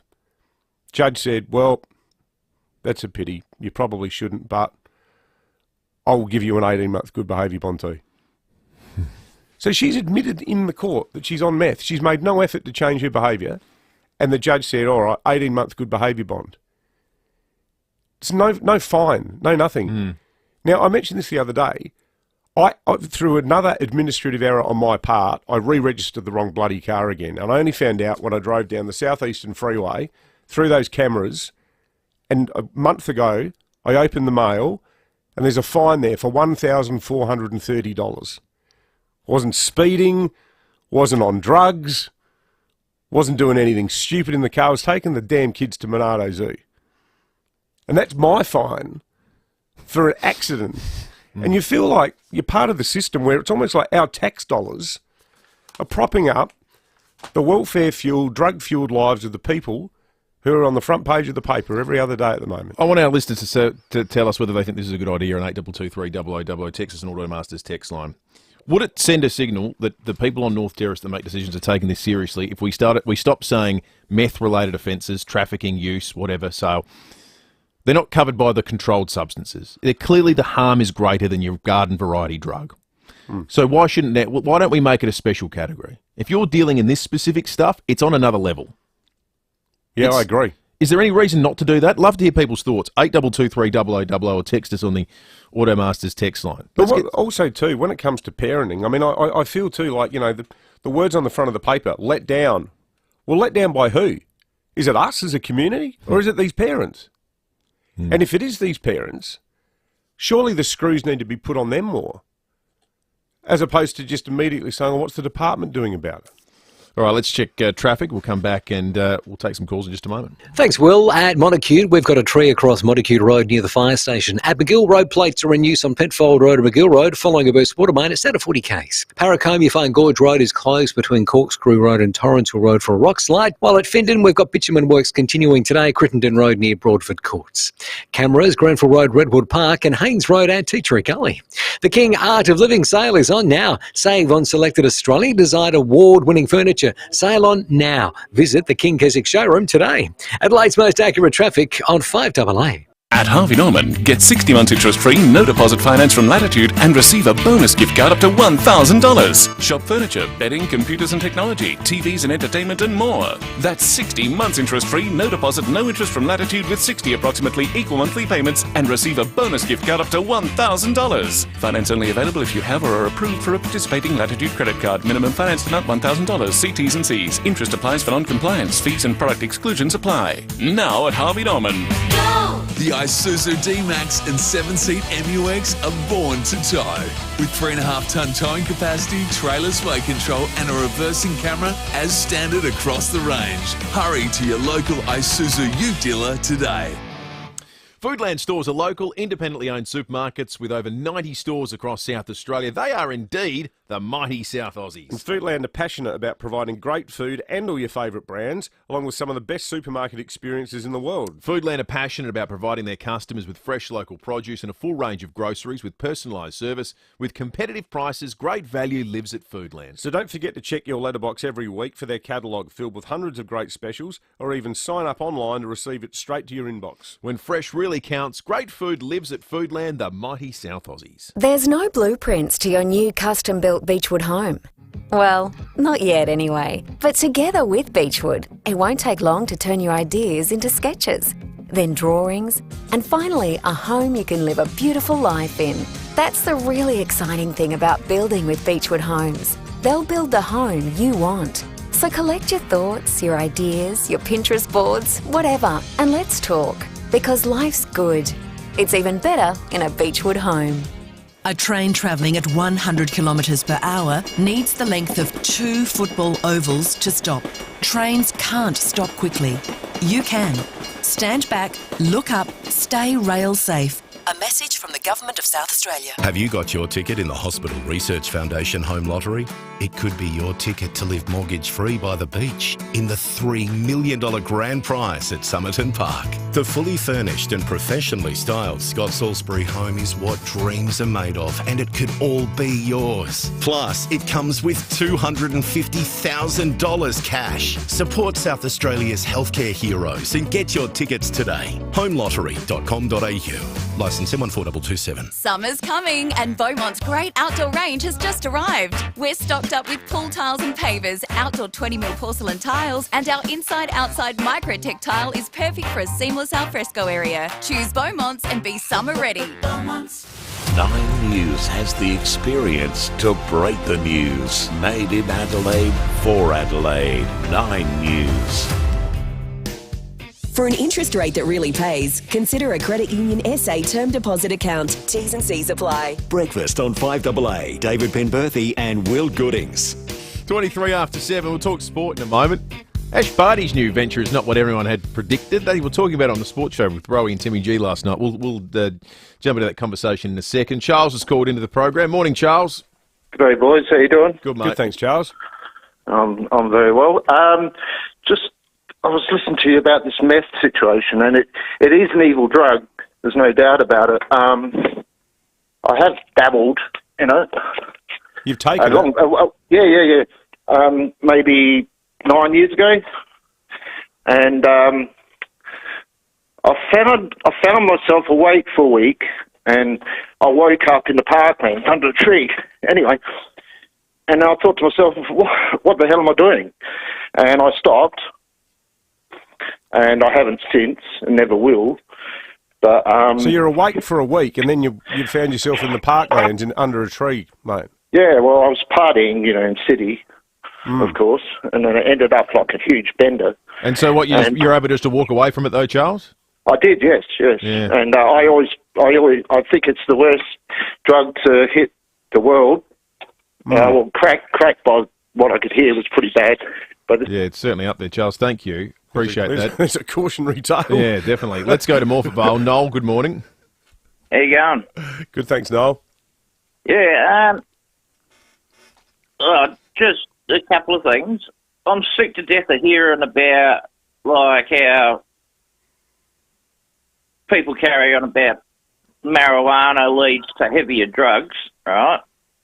I've been smoking marijuana on and off for 25, 30 years. Never wanted to touch anything else. Only smoke marijuana occasionally and cigarettes. But the other thing that jacks me off is there's no way the people in North Terrace are going to look at doing anything about meth, considering there's no revenue to be made in it. I don't know. I think it's taking a lot of revenue out of the system with people that end up living on welfare for the rest of their lives. I think you can make a pretty powerful economic argument that something should be done about it. And when there's calls to reinstate what is $120 million in child protection. Noel, thank you. We've got so many texts coming through on this subject. We'll get to some more of those before Matt Abraham in just a moment. But first, let's turn our attention to sport. Rowie and Timmy G, book your service online at North Point Total to win the cost back. It is the North Point way, and they were talking about Ash Barty's future. I'm an incredibly fortunate and lucky girl to have so much love in. Where's here though? Hey, Ash Barty is the new chief of Inspiration. What does inspiration mean to you, Timmy? Well, you inspire people to give their best. Means being mentally stimulated. Yep, Ash as well. Barty mentally stimulates, and she's doing it with Optus. Have a listen. I'm so excited to announce that I'm joining Optus as their Chief of Inspiration. Ka-ching! Good That's title. what that is. But what does it mean? Oh, it's not one I've seen on Seek recently, I must admit. But a lot of people thought, maybe it would be on the professional golf tour. Maybe she'd return to the women's T20. But no, Chief of Inspiration at Optus. That sounds like a plum gig. What do you keep KPIs in the Chief of Inspiration role? Well, I suppose you've got to inspire people. Is she inspiring customers or is she inspiring the staff, though? Is she like the in-house sort of rah-rah person? I think she must be in-house.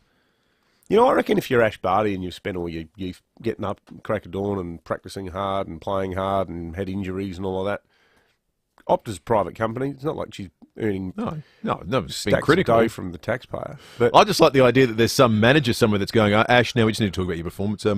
So last month you were responsible for 12 inspirations.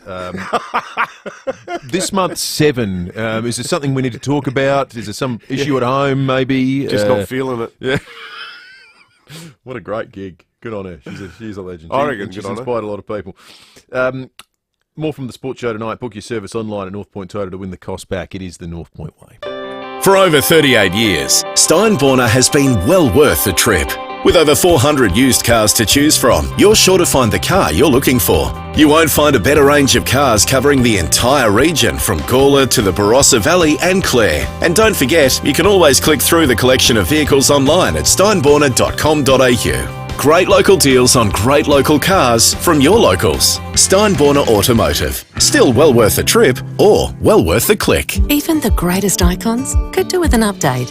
SA's own Farmers Union iced coffee lactose free is here. Made from fresh Aussie milk and a real coffee, but lactose free and with 25% less added sugar than original. Experts at the Farmers Union have perfected the recipe, ensuring it tastes just like the original SA icon. Try the legend without the lactose for yourself. Proudly Aussie owned and made right here in SA since 1977. It's a Farmers Union iced coffee or it's nothing.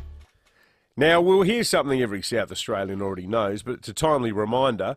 Wohlers is just in case you've been living under a rock, Wohlers is a South Australian family business offering Wohlers family pricing every day. Maybe you're new to the state.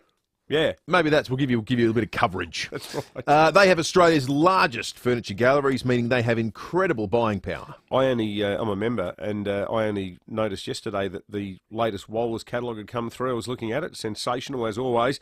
And look, James negotiates a great deal when he buys Lazy Boy and IMG Norway. Then he passes those savings on to you. And because they're a family business, they don't have any franchise fees or any of that kind of malarkey. They can pass the savings right on to customers every day. That's right. Wohlers family pricing. It's not restricted to lounges either. It's the entire range of furniture.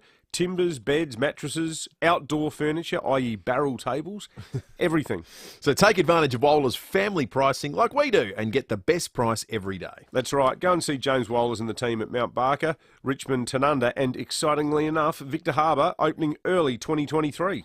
Terry White Chemmart has real deals on our ibuprofen 96 tablets at just $13.99. Plus, Demazin 12-hour decongestant nasal spray 20ml 2-pack for $11.89. Get real deals every day at Terry White Chemmart. Always follow the directions for use. Ends August 23. Escape winter with a Holiday Wonders day tour. Enjoy Showtime Wednesdays. Take a cosy coach ride through the hills to Mount Barker, see a classic movie and dine at Auchendoric House. If shopping is more your thing, head to Harbour Town and enjoy a buffet lunch at the Watermark. The Holiday Wonders escorted day tour to Monado Safari Park is a great day out. Or why not take their Adelaide Surrounds Mystery Tour? Call Holiday Wonders Mitcham today. holidaywonders.com.au.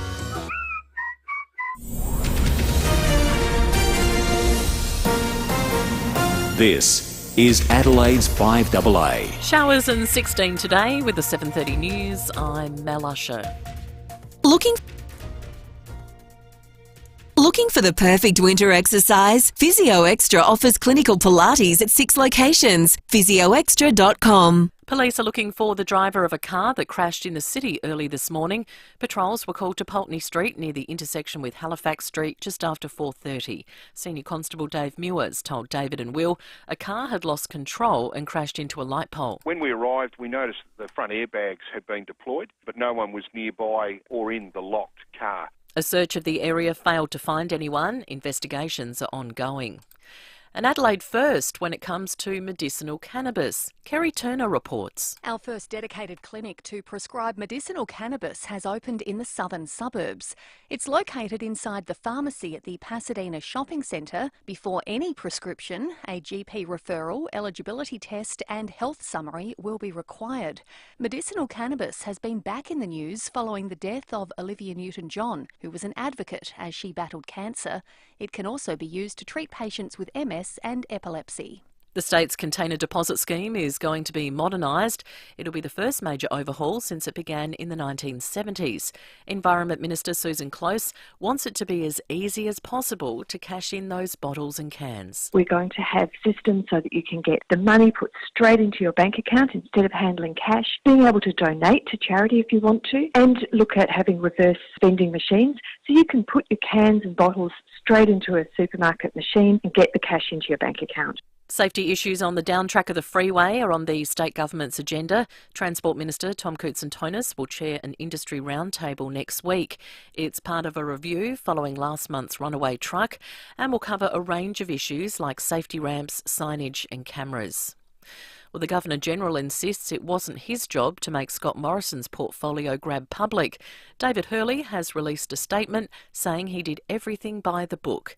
Philip Bentwell from the Australian Monarchist League says the process should have been more transparent. If the appointments had been made totally public, then that may have added to the panic that people were feeling. But the Executive Council should have been involved. Australian veterans say those who served in the Vietnam War weren't supported enough when they returned. Today marks 60 years since the first Australian Defence personnel were sent to South Vietnam. Vietnam Veterans Association National President Max Ball says they've had to fight to have their struggles recognised. Lack of recognition of herbicide and other chemical exposure, to the serious lack of recognition of PTSD and the stress of young men being on patrol duties in jungle in difficult circumstances for long periods of time. Now turning to 5AA Sport. Order a Gliderol roller door by September 30 and you could get free upgrades. Search Gliderol for details. Here's Tom Wren. Thank you, Mel. The teams for the Crows and Port Adelaide will be released tonight as both sides prepare for Saturday night's Showdown 52. Meantime, David Noble has secured his first job in football since being sacked as North Melbourne coach last month. St Kilda has asked the highly experienced administrator to be involved in an external review of the club. Let's go to soccer, and Adelaide United is through the quarter-finals of the Knockout Australia Cup competition. That's after a hard-fought penalty shootout win against Adelaide City. It was 2-2 after extra time. The match then won 4-1 by the Reds in penalties, and they'll now take on the Brisbane Roar, who also won in penalties. To cricket, England's batters have struggled on a rain-affected opening day of the first test against South Africa at Lords. The Proteas won the toss and elected to bowl. Express paceman Anrik Nortje causing havoc. Gone straight through him. The pace of Nortje, he finally gets the radar right, and he's castled Johnny Bairstow. Yeah, brutal delivery, that one. Audio thanks to Fox. Only 32 overs were bowled before the rain set in. England reaching 6 for 116 with Nortje taking 3 wickets, while Ollie Pope, he's showing some resistance, unbeaten on 61. Well, the duel in the pool between Australia and the United States will get underway tomorrow. Action begins at Bondi Beach with an open water relay before they head back out to the Aquatic Centre at Sydney Olympic Park for 2 days of racing. Triple Olympic gold medalist Kaylee McEwen has told Wide World of Sports she's looking forward to recreating the rivalry from the Sydney Games back in 2000. I'm a little bit nervous because I know, some of the Americans are quite fresh. They... a new team all completely from their World Championship. So they've been training for this, and it'll be exciting nonetheless, just something different. And that is the 5AA Sport. Now checking 5AA traffic. At Hindmarsh, reports of a smash on Port Road at the north-south motorway. At Montague, tree across Montague Road near the fire station. At McGill, road plates in use on Penfold Road and McGill Road following a burst water main down to 40 k's. While at Findon, we've got bitumen works continuing Crittenden Road near Broadford Court. Busy at the moment, South Road at Karratha Park with a camera Airport Road at Brooklyn Park. Afterpay Day is on now. Epic deals, thousands of stores, one Afterpay app. Afterpay Day ends Sunday. T's and C's apply. Visit afterpay.com. Adelaide's most accurate traffic on 5AA. The 5AA forecast: showers and 16 for your Thursday, showers tomorrow 15, and then the weekend Saturday 16 and 16 again Sunday. Right now it's 12 degrees. More news as it happens on 5AA. Cars. We love them. From the 4x4 that takes you off-grid to the convertible sports model for long coastal drives, or your pride and joy that you love tinkering on every weekend. Whatever car you love, eBay has everything you need to look after it. With Australia's widest range of car parts and accessories, all at great eBay prices, you'll find any car part you need, no matter what you're looking for. Find it, buy it, fix it on eBay. Everyone's a winner. 5AA Breakfast is streaming live right now. To watch, simply head online to 5AA Facebook or search 5AA on YouTube. For an interest rate that really pays, consider a Credit Union SA term deposit account. T's and C's apply. Breakfast on 5AA. David Penberthy and Will Goodings. 22 minutes to 8. John Blake coming up before 8 o'clock. Tom Duday after 8, but of course, in the studio with us is Matt Abraham. Out of 10, every time. Got great camera awareness too. Big wave to everyone on the Credit Union SA 5AA Facebook and YouTube live stream this morning. We might start, Matt, talking about the conversation we've been having for much of the last 40 minutes, and indeed it follows on from a chat with the Police Commissioner yesterday, because we got so many texts on the Automasters text line about, one drug in particular, David, meth. Well, overwhelmingly, the messages that we are getting on the Automasters text line are saying that the penalties are either not big enough, or they are big enough, but they're not being enforced to the full force that they should be by the courts. and that the police are effectively chasing their tails. A lot of people too saying that it does feel like if you sort of fit in and pay your taxes and pay your speeding fines and just dutifully go along with life, you're sort of being taken for a ride by people who are wholly welfare dependent, never worked in their lives, and think that everything that goes wrong within their family home is the government's fault. Doesn't feel like the incentivisation of good behaviour, does it? No, it feels like taxpayer-funded sort of slovenly parenting practices. And poverty's not an excuse. I mean, there's so many people who be listening to this show right now in public housing who are doing a great job bringing up their kids. You know, it's not... Poverty does not ever explain or justify what is happening. One here too from Miranda in Motbury, which I think is important. Can we talk broadly about the child protection system and why kids' rights don't come before those of parents?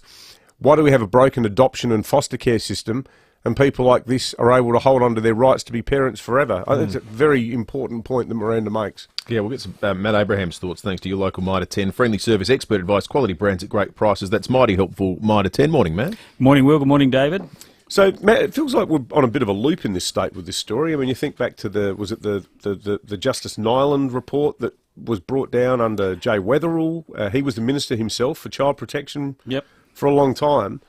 The politics of it are fraught, I think, because, I mean, without wanting to sound defeatist, what do you do with some of these families? Well, Premier Peter Malinauskas last night, I haven't got the exact quote, but he said the government can't be responsible for every single parent, every child in a state. And I thought, well, you're not being asked to, because overwhelmingly, most parents, nearly all parents, love their kids, protect their kids, keep them fed, clothed, educated. You know, that's your life work, largely, as a parent. That's what you do. And overwhelmingly, that's what most South Australians do, and they don't want the government to help them with it. They just want the government to get out of their way often. So the government, you know, to me, it's a straw man argument, saying we can't look after every child in South Australia. We're not being asked to. But I do wonder whether we have got to the point where the meth problem in particular is so bad in South Australia, and we know it is from, you know, sewage testing, sewage water testing, that we have a terrible meth problem in this state. And yet, you look at the resources we threw into COVID. You know, well, we've detected faint traces of COVID in, you know, one batch of you know, sewage water, and we need to be, you know, one needs to mask up. We know, you know, I'd like to know what the percentage of meth is in the water going out the Bolivar, but that'd be bloody high. And yet, we poured hundreds of millions into the COVID pandemic, quite rightly. What do we do about them? You know, what resources do we put into the meth problem? Because it's an enormous problem, and it's a drug that you can tell a meth. Well, I can anyway. They're walking along the street. They're usually having vivid conversations with themselves, and they've usually got one or two arms sort of sticking out. And you know that if you make eye contact with them, they'll probably try and deck you. You just know that. You know, you cross the street or whatever, or duck into a door. I just, you know, avoid them like the plague. Now, can you imagine little kids living in households with people like that? A mother and father, or a mother and, you know, whoever is in the household. So, you know, it's a huge issue. It feels like it's a bigger issue than just the state government. I mean, I think part of it is federal as well, involving the sort of unchallenged provision of welfare to people.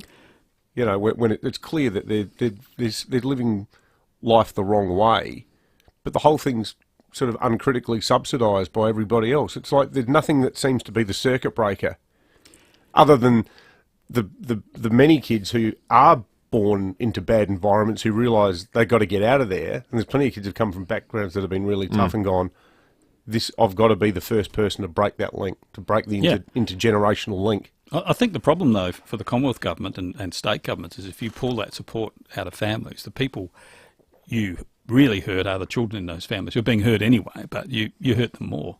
That's the huge, you know, that's a circular dilemma that goes on with that sort of welfare support.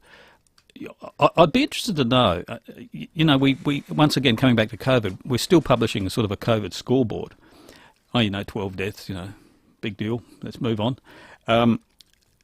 It'd be interesting to know if the Department of Child Protection, Child Welfare, published a scoreboard of how many people they're trying to, families in what you would call crisis situations, they're trying to care for. How many children are on their traffic light system?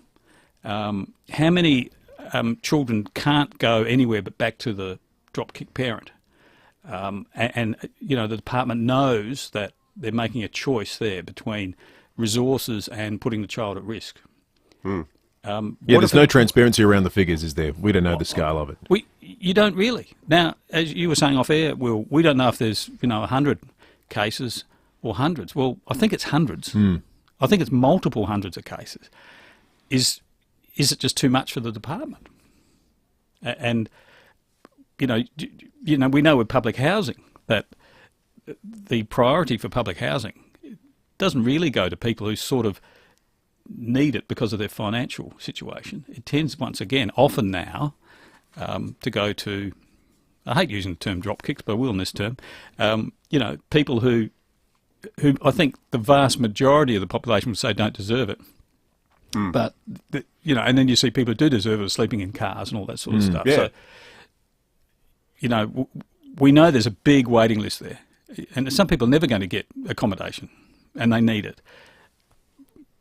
How long's the waiting list for care, proper care for children with the Department of Child Welfare? It'd be interesting to know. Well, we have the hospital dashboard, don't we? Yeah. It gives a sort of sense of transparency around it. Well, how's that tracking? How's it going? How are efficiency measures working? How have policy changes affected things? Yeah, I think it would be reasonable to suggest there might need to be some similar transparency for this. I even wonder, though, whether it starts at a much more fundamental and basic level. I mean, when you're about to become a dad for the first time, Will, I haven't even asked you this. I'm sure that the answer will be yes. You're doing antenatal classes? Yeah, we booked in a couple of Sundays' time, I think. Yeah. Why aren't those classes compulsory in Australia? Having a kid is the hugest thing you'll do in your life. If you get married, you stuff up your marriage, well, that's sad. But if there's no kids involved, it's a different sort of scenario. If you stuff up your role as a parent, then you've failed in life. That's your ultimate test, is to bring a child into the world and make it safe and happy and give it the best chances. Now, I don't know why, can't we say, I don't think it's onerous or intrusive that the moment you register with the health system that you're about to have a kid, that at least the very first time you do it, you should have to do one of those courses. Yeah. My wife and I went to antenatal classes for our third bub. Yeah. And I think by then we had a pretty good idea of... Should have been given the class at that point. That's right. And we felt about 100 sitting in there, oh, no, don't worry about gas, go for the epidural or whatever, But I can remember the very first one that my ex-wife and I went to at the RPA in Sydney. And this wonderful facilitator was running the class, and she said, okay, guys, thanks for coming. She said, this is going to be a bit intimidating, but just to break the ice, I just want you to listen to this sound. And she put a little C90 tape into the tape player.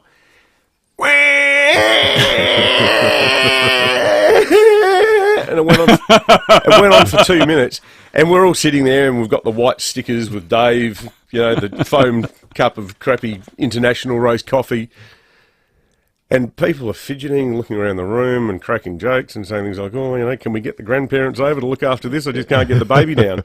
But you think about that, and without making light of any of it, imagine if you off your face or methamphetamine trying to deal with that. Like, nothing requires more concentration and self-control and restraint. Of course. And it's so stressful. And it's especially stressful for the mums who do so much of the heavy lifting. And that's when you put in the sort of absent dad element in all of these stories. Like, bloody hell, it's just... none of the props are there to deal with that sort of stress. Well, you do have, I think, intergenerational examples of bad parenting. In those circumstances, and this may seem like a strange parallel to draw, but I remember I was working for the Australian when the Bodies in the Barrel story broke, and we had a great big whiteboard in the office, and we started to write down the names of the people involved, including the victims, and their relationships. And it was, it was like Noodle Nation, Barry Jones's Noodle Nation. Like, it was so complex in terms of... Mate, that's a very valid analogy, and these stories we're reading now are only a short stroll from Snowtown. Yeah. In terms of the what can total happen. structural collapse of the family unit and other relationships. And I remember writing that, and Piers Ackerman, bless him, calling me Inspector Clouseau because, I'd said that I knew what was going on there, and I didn't know why it had happened. I mean, it ended up being a case of outrageous welfare fraud, murderous welfare fraud, really. The bodies in the barrel, that's what it was about. It was about money. But I was right, as a court case and so on came about, that almost total breakdown of any accountability, any understanding of what family is, any understanding of parenting, any understanding of going off to work every day and earning money. That was just there was no history of that in some of these families, and so there was just, and we use the term moral compass. There wasn't one. Yeah, or it was spinning crazily. Yeah. All right, let's rate some spin. 9 out of 10, out of 10, every time. I've got 2 for you this morning, just 2. But first, now the COVID Safe app has been disbanded. Okay, now I want you to remember the fundamentals here. This app cost $21 million. It caused confusion with contact tracing because, among other things, it didn't differentiate. Like, it would pick up 2 people who were dining in a restaurant, but it didn't pick up the fact that there was a wall between them. Okay. Yeah. Okay. So it identified nationally throughout the pandemic 17 contact tracing. Okay, more than $1 million a pop. Yeah, none of which couldn't have been done with conventional means, and only 2 of those had COVID for $21 million. Oh. So it's been dropped. Dr. Nick Coatsworth, who's Chief Medical Officer, I think, during the pandemic, and he was the face of the advertising campaign for the benefits of the app, was asked this week whether it was a waste of money. I think to call it a failure with the benefit of hindsight is probably a little bit rich. I think what would have happened, given the prevalence of smartphone use in Australia, if we had not adopted an app-based solution, the first question would have been, why aren't we doing that? No. No. With the benefit of hindsight, it's a failure. Yeah. I'm giving him 2 out of 10, which is a number of cases identified. Yep. 9 out of 10, every time. And number 2. Now, this is specifically for you two, and for all the Power fans and the Crows fans at this time of the year, particularly when you realise that once again you're not making. This is how you should deal with it. I'll say this directly to Man United fans: just lower your expectations, man. You're not a decent club anymore. You're not going to challenge for the title. Just be happy. Just embrace that. It's not the despair. It's the hope that kills you. So look at Arsenal. They have no hope. Their fans are having a lovely time. Larry, aren't They're having a gorgeous time. United fans, just give up hope. You will enjoy it far more. That is excellent advice. It is. It's a hope. I don't know who it is. It's a comedy thing, but it's a hope that kills you. Just remember that. Give up and set yourself free. Thank you, Matt. Matt Abraham, thanks to your local Mitre 10. Friendly advice, expert advice, quality brands at great prices. That's mighty helpful, Mitre 10. Let's check traffic. At Hindmarsh, there's a smash on Port Road at the North-South Motorway. At Montague, tree across Montague Road near the fire station. At McGill, road plates in use on Penfold Road and McGill Road following a burst water main. While at Findon, bitumen works continue there. Crittenden Road near Broadford Court, affecting both directions. Busy right now, South Road at Karratha Park with cameras Hillendale Drive, Winvale and Hounslow Avenue at Torranceville. 9 pieces of the Colonel's mouth-watering fried gold for only $9.95. That's the original recipe for a great day. Only on Tuesdays. Not everywhere and not forever. Pick up and KFC app only. Adelaide's most accurate traffic on 5AA. Leon Biner. Former Prime Minister John Howard. What's your sense as a very successful former Prime Minister, John Howard, of whether Scott Morrison should stay or go? Oh, I think he should stay in Parliament as long as he wants to. He's just been elected only 2 months ago. Yes.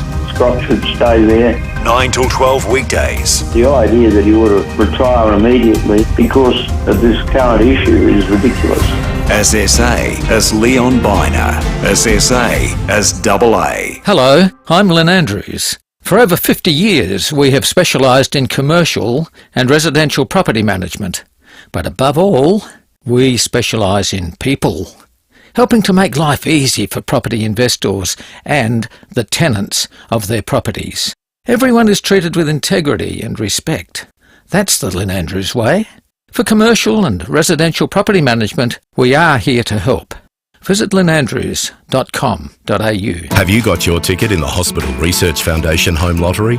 It could be your ticket to live mortgage-free by the beach in the $3 million grand prize at Somerton Park. The fully furnished and professionally styled Scott Salisbury home is what dreams are made of, and it could all be yours. Plus, it comes with $250,000 cash. Support South Australia's healthcare heroes and get your tickets today. homelottery.com.au. Licence M14227. Need a forklift? Don't just get a forklift, get a Toyota forklift. Toyota is the world's #1 forklift brand with a great range of pallet jacks, walkie stackers and reach forklifts right up to their leading Toyota counterbalance forklifts. Legendary reliability and safety with cleaner, greener electric options, Toyota can tailor the right forklift solution for you. It's all part of the Toyota Forklift Advantage. For more, visit toyotamaterialhandling.com.au. Get a Toyota forklift. Gliderol has manufactured and installed garage doors in SA since 1974, and their commitment to quality is as strong as ever. So if it's time for a new look for your house or time to upgrade, why not now? Order a new roller door, sectional door or customer designer door with operator by December 30th and you'll receive a free premium operator upgrade and 2 bonus handsets. For a free measure and quote and helpful advice, search Gliderol today. Retail customers only, T's and C's apply. 5AA Breakfast is streaming live right now. To watch, simply head online to 5AA Facebook or search 5AA on YouTube. Breakfast on 5AA. David Penberthy and Will Goodings. Thanks to the Credit Union SA term deposit account with great interest per annum. T's and C's apply. 5 to 8. Now, it is a Thursday morning, which means the wonderful people at Smeg have sent us an appliance that we will be giving away before 9 o'clock today. This today is just a magnificent looking kettle. I'm modelling the kettle now. You are. Building or renovating, your first choice should be visiting the Smeg showroom at Debney Distributors. Taste the difference with Smeg. And what we're doing is asking you questions or challenging you to perform tasks on the basis of the appliance. Okay? Excellent. So you need to demonstrate some capacity. For example, today... Give us the tea, thanks to Smeg. Now, the tea. We need the goss. We want some gossip from you. You can remain anonymous. 8223 0000. You provide us with a little bit of gossip, a little bit of news, a rumour you've heard around Adelaide, and something a mate of a mate told you. Yeah, that's right. Wink, wink, nudge, nudge. Say no more, say no more. Nothing defamatory. Thanks, folks. No. We don't hear anything about, people's personal lives either. No, a little bit of goss. Anything you've heard, a rumour, whisper... Doesn't need to be sinister or negative. It could be, maybe you got wind of something exciting that's happening in your local area. There's going to be a development, or I've heard this is. You might. So, for example, we spoke with the Mayor of Salisbury. If you'd heard before that we got released that the tree climb was going to move there, and you told us. Well, it's a good news story. You would have won the kettle this morning. I tell you what, folks, we've always got an appetite for good news. Exactly right. So if you've got a bit of goss for us, the tea, as the kids call it. That's what they're saying these days. The tea. What's the tea? The gossip. You can win yourself the kettle thanks to the excellent people at Smeg, and we love Smeg. All right, let's give it over to John Blake. Thanks to Aussie Fast Transport Solutions, interstate freight, distribution, warehousing, and local Adelaide couriers. Call Aussie Fast 13 13 64.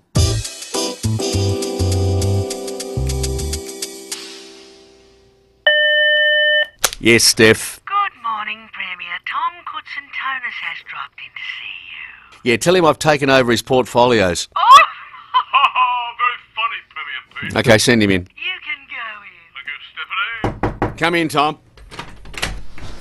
Oh, that was a good one. Hello, Premier Peter. G'day, Tom. Boy, oh boy, what about that ScoMo, eh? Yeah, intriguing stuff. Yeah, I mean, imagine treating your staff with that sort of contempt. Yeah. If the leader of the party has ministers looking after certain portfolios, then he should trust them to do their job. That's dead right, Tom. And if they can't do their job, then he'll just find someone who can. That's right. Not take over the job himself. No.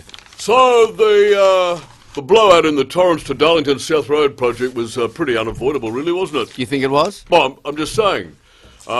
You'd tell me, wouldn't you?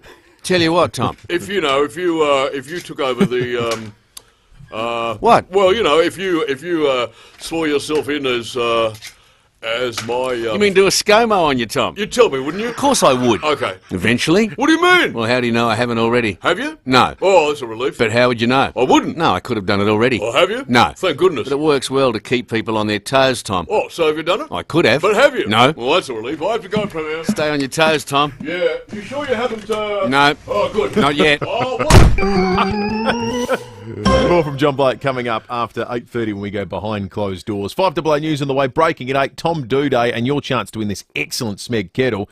Just give us the tea. Tell us a little bit of gossip, a whisper, a rumour you've heard around Adelaide, and you'll be in the running. You can stay anonymous. Don't worry about that. Provide a fake name if you choose. Go full Deep James Bond, 007, whatever it might well be. 8223 0000. That's all coming up. G'day, it's Eddie May from NRG Solar. Don't you hate it when things are out of your control, like electricity prices? Well, they're skyrocketing. Wait until your winter power bill comes in and you'll see exactly what I mean. With NRG Solar on your roof, combined with battery storage, you could zero out those power bills altogether. Visit nrgsolar.com.au today and take control of your power bills for good. That's nrgsolar.com.au or visit our interactive showroom at 406 South Road at Richmond. G'day, it's Jared for Southern Mitsubishi. Thinking Mitsubishi or servicing your existing car? Southern Mitsubishi is your absolute go-to. Their state-of-the-art servicing technology and world-class quality control systems will ensure your vehicle gives you many years of hassle-free motoring pleasure. The same goes for buying a new Mitsubishi. They stock the full range, all designed to thrill. So get in touch with the amazing team at Southern Mitsubishi, 147 Main South Road, Morfettvale, driven by Australian Motors, LVD 80. 9 News has the experience to break the news. Made in Adelaide, for Adelaide. 9 News. Online, on DAB Digital Radio, and on 1395 AM. Talking Adelaide. This is Adelaide's 5AA. Showers and 16 today with the 8 o'clock news. I'm Mel Usher. Physio Extra Marion have a hydrotherapy pool now on site. Contact Physio Extra Marion or head to physioextra.com. Court today for a man accused of having a homemade firearm in his car. Just after 10 last night, police in Elizabeth Park noticed a vehicle leaving a petrol station without its headlights. They followed for a short distance before losing sight of the car. Patrols headed to the registered owner's address and saw the vehicle parked in the driveway. As they spoke with the owner, it was discovered the car had been involved in a petrol drive-off. A small bag of white powder was found inside, while a homemade gun was discovered under the driver's seat. When police searched the man's home, they uncovered 3 gel blasters and ammunition. The 38-year-old has been charged with firearms offences and breach of bail. And a driver is on the run after a crash in the CBD. Just after 4:30 this morning, patrols were called to Pulteney Street near the intersection with Halifax Street. A car had lost control and crashed into a light pole, but when patrols arrived, no one was in or near the locked car. Police dog Zeus and his handler searched the area but didn't find anyone. Investigations are continuing. Anyone with information is asked to call Crime Stoppers. Safety issues on the down track of the freeway will be discussed at an industry roundtable next week. It's part of a review following last month's runaway truck and will cover a range of issues like safety ramps, signage and cameras. Transport Minister Tom Coutson-Tonis will chair the meeting. He says it's an unusual stretch of road. It's the most unique decline in Australia. If people are using it for the first time, especially in a truck, you might miss the signage. You might think you can save the vehicle on the way down. You might not be able to anticipate the decline. And it is catastrophic if you get it wrong. From today, South Australians will be able to pay for their petrol using cryptocurrency. Customers with a crypto.com wallet will be able to pay for things like petrol and coffee at OTR sites across SA, Victoria and WA. There are also plans to roll out the payment option to other sites, including Krispy Kreme stores. It's been 60 years since the first Australian troops were sent to South Vietnam. Commemorations are being held across the country to mark Vietnam Veterans Day. Vietnam Veterans Association National President Max Ball says there are two parts to the anniversary. One is the more sombre process of recalling comrades and those that we've lost either in Vietnam or we've lost since Vietnam. And the second part is it's a coming together of veterans who may not see each other perhaps even for 12 months until the next Vietnam Veterans Day. The commemorative service in SA will be held this Sunday at the Torrens Parade Ground. A vocal opponent of Donald Trump says she'll do anything to keep him out of the White House, including running for US President in 2024. Republican Congresswoman Liz Cheney lost her primary race in Wyoming, calling her defeat the beginning of a battle for the Oval Office. She's told US TV she believes Trump has preyed on people's patriotism. This is a great, special, exceptional nation, and we need leaders who have reverence for our Constitution, who are faithful to our Constitution, and who are going to do what's required to abide by our oath, no matter whether or not it's politically convenient. And the wraps have come off NASA's new moon rocket. Artemis 1 has been taken to the launch pad at the Kennedy Space Center ahead of its maiden launch later this month. Now turning to 5AA Sport. Order a Gliderol roller door and operator by September 30 for some free upgrades. Search Gliderol for details. And it's over to Tom Wren. Thank you, Mel. The AFL has reportedly moved to prolong the careers of umpires by adding an extra field umpire to matches from 2023. Veteran football journalist Caroline Wilson telling Footy Classified 4 field umpires will take the field per game next season, up from 3. This was put forward to the Commission on Monday, as was the removal of the centre bounce. The Commission has not yet ratified the removal of the centre bounce, but my understanding that is not off the table. Now, the teams for the Crows and Port Adelaide will be released tonight ahead of the showdown on Saturday night. Still on footy, Alistair Clarkson is delaying a decision on his coaching future as he helps friends here in Adelaide. North Melbourne and Essendon are both in the running to sign the 4-time premiership coach. Meantime, Channel 7 looks set to be given the right to stream key AFL matches through its app 7+ under a renewed broadcast deal with the AFL. Currently, the only way to stream AFL matches is through Foxtel's app KO. Let's go to other sport. Adelaide City has pushed Adelaide United all the way but has fallen just short of causing a major upset in the Australia Cup competition overnight at Gepps Cross. City twice came from a goal down, the match finishing at 2-2 after extra time before the Reds won in penalties. Nick Kyrgios and Alex de Minaur are both out of the Cincinnati Masters after both were beaten in straight sets in their second round matches. Greg Norman is calling for his breakaway Live Golf Tour to be awarded official world ranking points for its events. NBA star LeBron James has reportedly signed a 2-year max contract extension with the LA Lakers worth about $140 million. And Stephanie Gilmore has clinched a place at the World Surf League finals after reaching the quarter-finals at the Tahiti Pro. And that's the 5AA Sport. Now checking 5AA traffic. At Cleveland, we've got heavy fog on the freeway near Mount Barker Road. Speeds reduced there. At Hindmarsh, a smash on Port Road at the North-South Motorway. At Montague, tree across Montague Road near the fire station, while the Paracombe Gorge Road is closed between Corkscrew Road and Torrensville Road for a rock slide. Busy at the moment, Lower Portrush Road at Marden, with cameras today, Kelly Road, Modbury North, and Lipset Terrace at Brooklyn Park. Big W and the Australian Literacy and Numeracy Foundation are providing kids in need with breakfast and books. To help, donate at Big W checkouts. Learn more at bigw.com/ALNF. Adelaide's most accurate traffic on 5AA. The 5AA weather, showers 16 today, showers tomorrow 15. Saturday the showers will continue 16 as well. Right now it's 13 degrees. More news as it happens on 5AA. Hello, Frank Walker from National Tiles. Prices are rising dramatically on almost all building materials, but National Tiles are bucking the trend with our amazing price bombs. Like Australian-made Carrara Shine wall and floor tiles, we've bombed the price from $49 to an incredible $29.95 per metre. That's right, National Tiles is bucking the trend with massive price bombs. So rush into National Tiles now and save.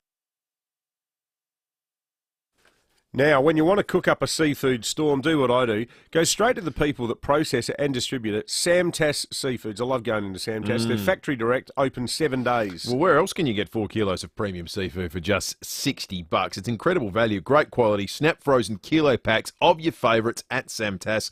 Choose from Atlantic salmon portions, flatheads, snapper and barramundi fillets, crumb garfish, salt and pepper squid, crumb prawns and more. You know, one of the things I love about Samtas, it's such a beautifully laid out store. You've got all the frozen gear, all your 4 kilos for 60 in the freezer cabinets, but then you've got like all the condiments as well and all the smoked fish, but then all the fresh stuff as well. Fresh South Australian seafood. And what about the prices? Factory direct, premium quality West Coast, fresh South Australian King George whiting fillets, just $59.99 a kilo. I've seen that for like $70 elsewhere, $80 on some occasions. So $59.99 is a steal. And large Spencer Gulf South Australian King prawns, $23.99 a kilo. Load up with the 4 kilos for $60 deal and try some incredible fresh premium South Australian seafood. Get to Samtas Seafoods, open 7 days, factory direct, Richmond Road, Richmond.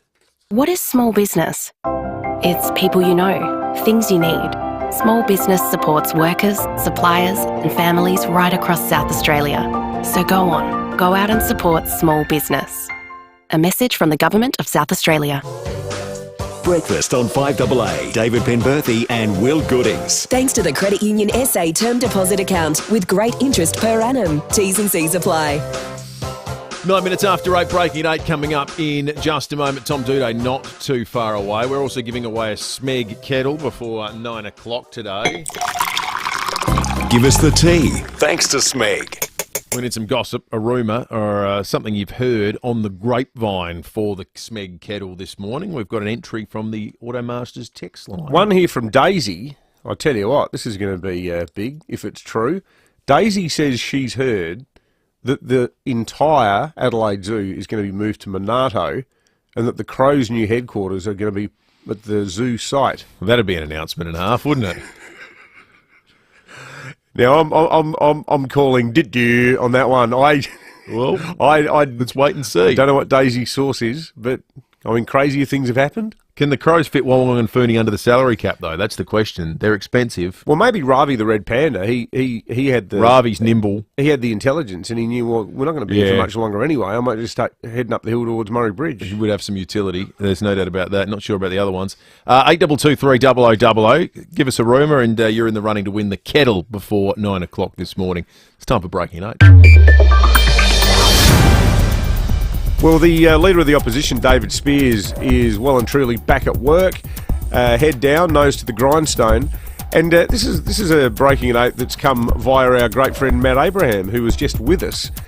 It's not so much our mail today as Matt's mail, but Matt's heard, and when he gets mail, it's generally correct, that today, or certainly soon, that David Spears is going to announce, or going to rather call for, the creation of a state-based version of the Australian Building and Construction Commission, which is the watchdog that monitors breaches of industrial law in the construction industry. Clearly, the backdrop to that is the scandal over the not scandal. Is scandal too strong a word? I guess the drama that the Malinowskis government had in terms of its acceptance and then rejection of the $125,000 donation from the Victorian branch of the CFMEU. I actually think it would be quite clever politics if the Libs did start campaigning for that. Means they can keep talking about it. Well, we're talking about it now. And the other thing is that quite clearly there's huge concern in the building industry. Nobody expects or believes that SafeWork SA would be capable of picking up any slack in the absence of a ABCC. So we'll await and see if that is the policy position that the Liberals announce. Got some tea for the kettle coming in, some anonymous sources with some whispers around Adelaide. Let's go to Anonymous 1. Good morning. Hello. Hello. What have you got for us? Good morning. We're good. If you're out of a contract for the solar system by September the 1st, if you're on 10 cents now, it's going to be reduced to 5 cents. The feed-in tariff? Yep, feed-in tariff. It's going to be, that's all of South Australia. That is going to upset a lot of people that have put that have crunched the numbers and put solar on the roof. That's a good rumour. That's a good rumour.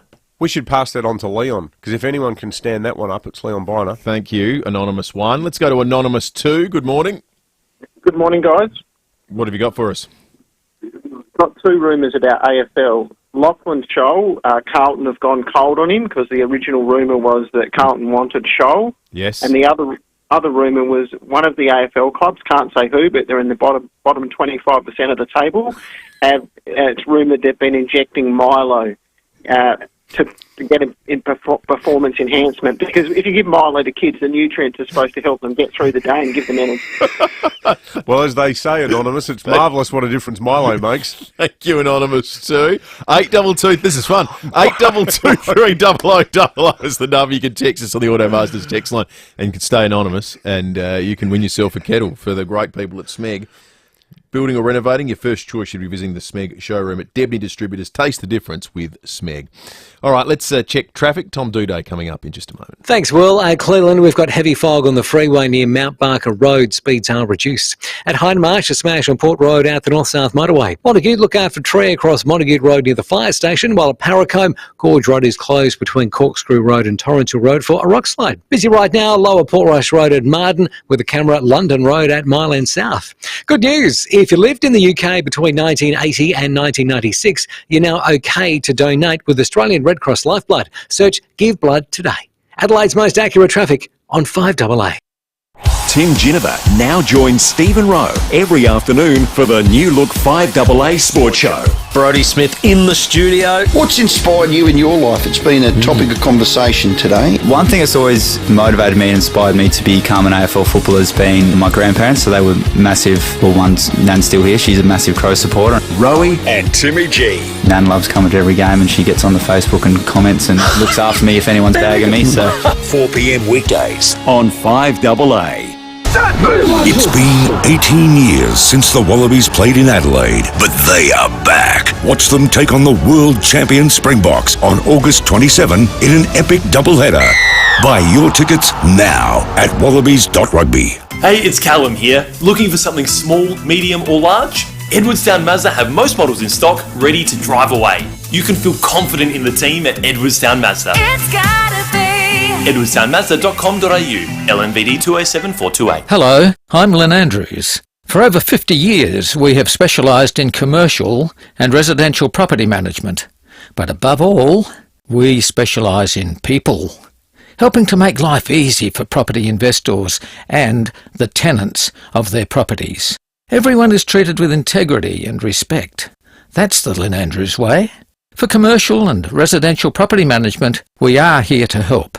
Visit lynandrews.com.au. If you want to build a new home, something that reflects you and your lifestyle, then you really need to speak with Beechwood Homes. And just so you know, they won't try and sell you a house plan. In fact, there's no house plans until you tell them what you want. So go for it. Start thinking of all the possibilities or get in touch with Beechwood Homes for a few thought starters. Life's good. It's even better in a Beechwood home. Google Beechwood Adelaide. Visit the Simmons Charity Home this Saturday at Rhine Road in Lightsview. Simmons Homes, the great Australian builder, has proudly donated this family home, which will be auctioned off by Choop and Choop at midday on Saturday, 27th of August. Experience the contemporary 5-bedroom, 2-storey home styled by Bow Concept. Proceeds from the sale will support children's projects at Flinders Medical Centre. This house could be yours. Visit 15 Rhine Road, Lightsview on Saturday. Take a look at flindersfoundation.org.au for inspection times or to learn more.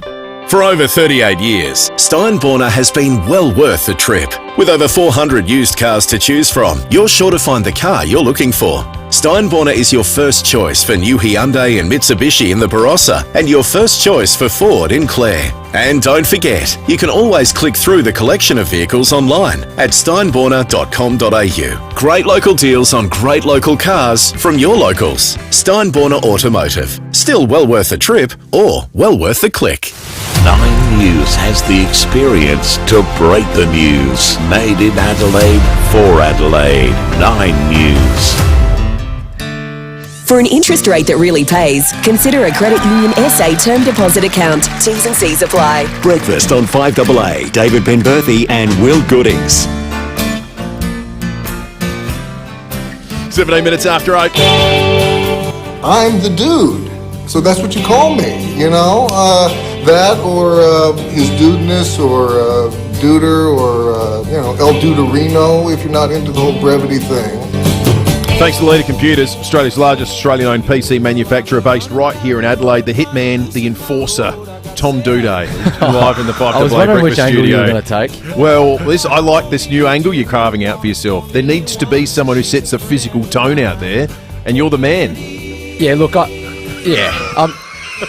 it was an interesting moment. I don't want to be known for obviously like dirty hits or anything. It was more of a bang bang play, and at the time I didn't think there was anything there. And then I'm just winding you up because I know I got come off the ground and got told by my mum actually that I got reported, and I had no idea what did for. you? And I was asking around trying to find out what I actually got reported for. I thought it maybe I said something that I didn't even realise. Now, I want to check this week. I was calling the game, and it happened right down in front of us. Cam Zerha he's an absolute unit, so I think he survived. He's all right. But it looked like you apologised straight away. Is that right? Or were you just checking on his welfare, or were you giving him some total lip? Yeah, the latter. Was it really? Yeah. I thought you were going, Marty, you're all right, but I didn't want to let that public until I Until got you my got to the sanction and tribunal. didn't cop the week. No, as I said, like obviously at the time, bang bang play, I thought it was just him ducking into my legs, and then I thought sort of called it a bit weak, like he's trying to play for a free kick, and then the other boys sort of got into me, and I went back at him, and it was a little bit of fisticuffs, but and then the vision come out, and I went, that doesn't look great. So I apologised to Cam for that. But in the heat of the battle, I thought it was just a stock standard bump, and then try to get the ball. So Tom, when you were speaking to him, I'm not asking you to repeat any please don't. any foul language, but did you use any cuss words? No comment. It was a good win, though, wasn't it? Hey, yeah, there was a lot more that happened outside of that one incident. Will, let's dive into it. What about that goal in the fourth quarter? Hang on, we'll get to that. We'll get to that. So when you get a fine from the tribunal, is it like a parking ticket? Do you get like a little, you have to go and, here's my bank details and whatnot, or does it all get taken care of by the club? Do you ever see it come out? As a good boy who I am, it's my first sanction, so it's it's pretty exciting. It's a new experience. I'm learning, but no, it was basically it just comes out of your pay. You don't have to actually physically pay it. Like you don't have to get Gil's BSB and account number and send it through. You simply just wait, and then you check your bank account or you check your pay slip, and then it says minus $2,000. So, you wouldn't mind Gil's BSB and account number? Yeah, I know, hey, but it's it's not a cheap fine, but I suppose you just have to cop it, and at least I get to play in the showdown. So. And 3 in a row, importantly, and must have felt good to be able to come back in and be part of that. This really I was very promising. concerned. If we lost and I come back in and ruin the streak of albeit 2 games, I thought I might have to retire and just move into coaching or something. But no, it was a good win. We had a pretty clear game plan as we did last time we played him in Tassie, and we knew if we stuck to it, it would work. And we sort of went away from it a little bit in that second quarter when they got that run on, and CB wasn't great defensively. We weren't clean with the ball. We couldn't possess it at all, and then we sort of turned that around in the third and fourth and run over him as we thought we could. Did we learn something about Matthew Nicks as a coach in that game? And by that I mean, does he have 100% steadfast view that tagging is not something that's part of modern footy? Because Luke Davies-Uniacke played, I think, one of the best halves of footy I've seen in that first half. And then it seems Sam Berry paid him closer attention towards the latter part of the game, but for large periods of the game, it seemed like a deliberate decision to say, no, we're going to go head-to-head because we're happy with the sum of what's happening. Yeah, I think you have to look at it from different prisms at time, because he was influential in that first half, LDU, but a lot of it was just because of the way that they were playing. They were very forward and attacking. It wasn't as if he was single-handedly getting on top just through sheer will. He actually had a lot of not luck, but if a few bounces or whatnot went our way, we would have been out as well. So I think we looked at it and went, look, he's had an impact. We'll assess it. And then in the fourth quarter, when we wanted to just ice the game, we put Bez to him for a little bit just to sort of put it away. But I think there's still room for tagging. But in the way that the game was forming, there was a lot of team stuff. They were doing a lot of routes. They were running past each other, blocking and just going for it, basically. And he was he's a good player, so he was on the end of a lot of them. So going into the showdown, Tom, what's the sort of messaging around this game? What does it mean to the Adelaide Football Club? Is the instruction, let's go out there and spoil the party, let's go out there and win the same number of games as Port have won this year? Is it that sort of parochially specific, or is it just another game of football? No, it's somewhere in between there because it's never another game of football because it's a showdown, and that's the beauty of it. It's finals footy every time, but we're not looking at it as, hey, let's beat them so maybe we can jump Port on the ladder or bragging rights. It's more just this is a great way to finish off our year with 4 on the trot, huge momentum going into next year, and to win an away showdown to finish it off is going to be massive. And a lot of our young group haven't played in away showdown, so it's going to be huge for them as well. But it's somewhere in between that. Port focus and treat it like another game where we're finding that happy medium, which I feel like we had last time and worked all right. What about Robbie Gray? We were saying before that a bit like the other day against West Coast where even as a Crows fan you're watching and you can't begrudge Kennedy a goal. Robbie Gray genuinely taking off the red, blue and yellow coloured glasses. He's a genuine great at the game, isn't he? Yeah, and we had Cunnington last week, obviously, with that incredible story. So we've had a couple of tributes and farewells, which have been interesting. But yeah, he's been a thorn in our side in terms of showdowns, and he's one of the all timers. But hopefully, he doesn't have one last magic show to go out with as much as he's a great at the game. After this, you'll just be massively on the Terps, I guess, for the next fortnight. Can't say. Have you got your costume ready for next week? Is it? Can't say. Playing dress-ups or anything like that? It's an interesting one because usually it was your Mad Monday sort of setup, but we've got exits and things like that, and we've got our Sample Boys continuing, so it's not a full group thing. So it's an interesting time of the year, but we would much rather postpone all that stuff till later in the off season and have the Sample Boys win a flag than have them come out and bow out of the finals. But it's an interesting time, whereas it used to just be once the season was done, you're on your own and have a Mad Monday and get out of there. It's a little bit different this time. So are you standing Robbie Gray this weekend? Who's going to get the job? Can't say. No, I like to think we're a pretty flexible backline this week with Murray, Butts, myself, and Worrell, and I might play on Dixon for a little bit. I might go to Gray. Yeah. Have you worked out who you're going to hit yet? Georgia. Well done. No, well done. That Pembo, you saved your best for last, haven't you? There? It's taken you 23 weeks, but you finally got a good one in. But yes, I'm coming for a certain player, but unknown. Okay, we'll keep an eye on that. That's going to be a fun development to watch. Yeah, I hope the tribunal aren't listening to them. What do they call MRP or something? Yeah, Will and I'll chip in. Yeah, you want to split half? What's your BSB? They go up though. Yeah, they go up. Yeah, I think the next one's $3 or $4 grand. So if you cover. All of it. I'll depends who it is. No, tell you what. Yeah, no, actually, basically just indicted myself as a hitman on air, haven't I? I mean, this is fun now, but when they play it back to you at the tribunal one day, it's just going to... I'm going to be the cleanest man on earth come Saturday night. I will not touch a single contested ball. I'll have 3 touches all day, but at least I won't get fined and sent to prison too. Hey, did you get everything you wanted out of the finale of Better Call Saul? Yeah, I think so. Yeah. Without giving spoilers away for people that watch it, it's a juggernaut of a TV program. Good closure, and if you are a Breaking Bad fan, firstly, you have to watch Better Call Saul. But if you did watch the show and you haven't got to the final yet, I highly recommend you get to it because it was... There's obviously a lot of... it's polarising, the finales. You get The Sopranos, the way that ended, Game of Thrones, Breaking Bad. They all do it differently, and some land and some don't. I feel like this one did land. Speaking of polarising, you had a real drive by Sopranos on social media the other day. Look, I went into it considering it's got the GOAT. Everyone said it gave birth to prestige TV. It was all that sort of stuff. So I expected elite. But I don't think it matches Peak Thrones or Breaking Bad at all. Yeah. I think there's so many issues with that show that haven't aged as well. But it just feels like you've got to devote a full half a year to watching it, though. Yeah, like 10 seasons. It's 6 seasons, but they're all 13 per. The last one's like 21 eps, and they're an hour ep, and they take a bit of time.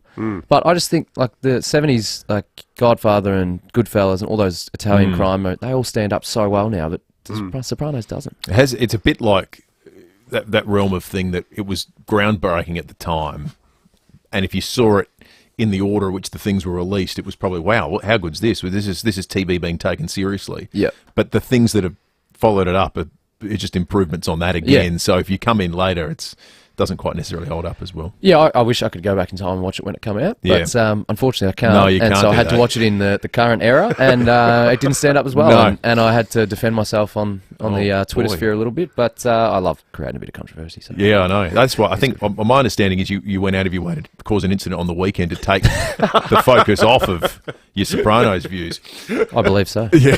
That's the sequence of events. Well, good luck, Tom, for the last one, and I think we'll catch up again at some stage next week. Yep, I'll be in great form next week. Loose ends. Yep. Looking forward to that. It'll be great. Good luck on the weekend. 2016 Pembo. Oh, my goodness. Go on the Blues. Jeez. We're still getting emails about that day. Thanks to Leader Computers, Australia's largest Australian-owned PC manufacturer based right here in Adelaide. Aldi's 100% Australian pork loin roast is now only $9.99 per kilo. I used to half and puff to get my 3 little pigs. Now I half and puff, carrying them to the car. Aldi. Good. Different. Jack's Tyres and Auto do more than just look after your tyres, they also do vehicle servicing. They reckon it's their best kept secret, but it's probably not a secret anymore.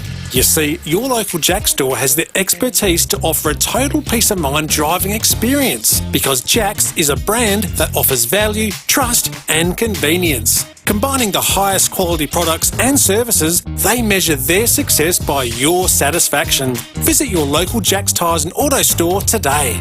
If you're due for a service, here's a little reminder of what you get at Mawson Lakes Mazda. Sure, your car gets state-of-the-art servicing by top-trained mechanics. But what do you get? Try next-day servicing, complimentary loan car, vacuum and wash. Oh, and your breakfast or lunch is on us. At Mawson Lakes Mazda, we know that to be the best, we've got to look after your car and look after you. Mawson Lakes Mazda, just a short drive from the city.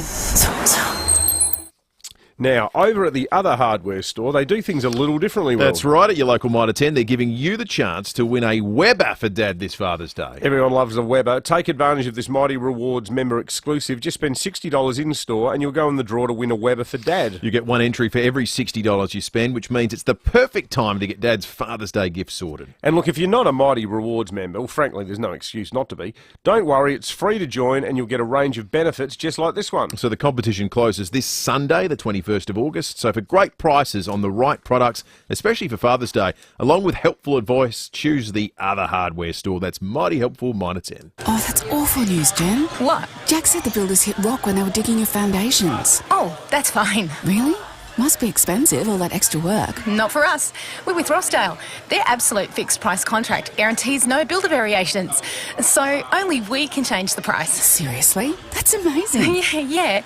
That's why we chose them. No stress and only nice surprises. Nothing's as strong as Rossdale Homes' absolute fixed price contract. Rossdale Homes, because trust is a must. T's and C's apply. Hi, Susanna Toop here from Toop and Toop. 21. That's the number of pieces of legislation your property manager must know to effectively manage your home. And non-compliance can impact on your insurance. Who are you trusting to look after your biggest investment? Toop.com.au. 5AA Breakfast is streaming live right now. To watch, simply head online to 5AA Facebook or search 5AA on YouTube. This is Adelaide's 5AA.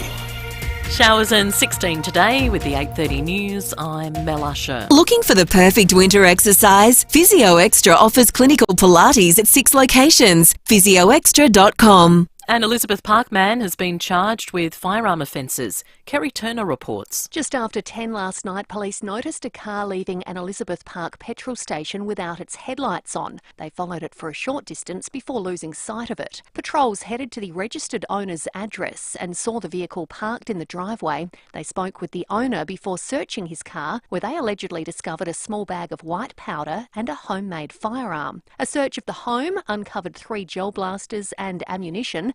It was also discovered the man's car had been involved in a petrol drive-off. A 38-year-old has been charged with firearms offences and breach of bail. He'll face court later today. We'll soon be able to have the money we make from recycling cans and bottles directly deposited into our bank account. It's one of several changes being made to modernise the state's container deposit scheme. Reverse vending machines will also be rolled out. Adelaide's first dedicated clinic to prescribe medicinal cannabis has opened. It's located inside the pharmacy at the Pasadena Shopping Centre. Before any prescription, a GP referral, eligibility test and health summary will be required. Medicinal cannabis has been back in the news following the death of Olivia Newton-John, who was an advocate as she battled cancer. A new report has found poor planning contributed to Australia's delayed COVID vaccine rollout. The former coalition government has received widespread criticism for failing to secure enough supplies when the pandemic began. The Auditor-General review also shows the Department of Health lacked proper reporting and data controls. Well, the federal government is warning school playgrounds are being used as terrorism recruitment centres as graphic videos are shared to vulnerable children. Christina Hearn has more. Home Affairs Minister Claire O'Neill will tell the Australian-New Zealand Counter-Terrorism Youth Summit today that she was recently briefed by ASIO about a case involving teenagers who tried to radicalise lonely and vulnerable children in the school playground, first by befriending and flattering them and then slowly manipulating them before showing increasingly violent videos, including beheadings. More than half of ASIO's highest priority investigative cases are minors. Miss O'Neill will reportedly tell the summit we're facing a threat harder to detect and faster to mobilise. It's Vietnam Veterans Day. A series of commemorations will be held across the country. And today is the anniversary of the Battle of Long Tan in 1966. Next year will mark the 50th anniversary of the end of Australia's involvement in the Vietnam War. A 20-year-old man who made it onto the grounds at Windsor Castle armed with a crossbow has appeared in a London court. UK correspondent Brett McLeod. Jaswant Singh Chail appeared via video link from the psychiatric institution where he's in custody. The Westminster Magistrates Court heard on Christmas Day last year he was armed with a loaded crossbow and was wearing a balaclava on the grounds of Windsor Castle. When a protection officer asked what he was doing, he's alleged to have said, "I'm here to kill the Queen." He's been remanded in custody until the next hearing next month. Now turning to 5AA Sport. Order a Glider Roll roller door by September 30 and you could get free upgrades. Search Glider Roll for details. Here's Tom Wren. Thank you, Mel. Footy first. Adelaide will name its side for its final home and away match of the season tonight. The Crows will have to make at least one change for the showdown, with Shane McAdam out with a hamstring injury. Defender Tom Doedee telling David and Will they were pleased with their third straight win against North Melbourne. We had a pretty clear game plan as we did last time we played him in Tassie, and we knew if we stuck to it, it would work, and we sort of went away from it a little bit in that second quarter when they got that run on, and CB wasn't great. Defensively, we weren't clean with the ball, we couldn't possess it at all, and then we sort of turned that around in the third and fourth and run over them as we thought we could. Meantime, the AFL is reportedly moving to prolong the careers of officials by adding an extra field umpire to matches in 2023.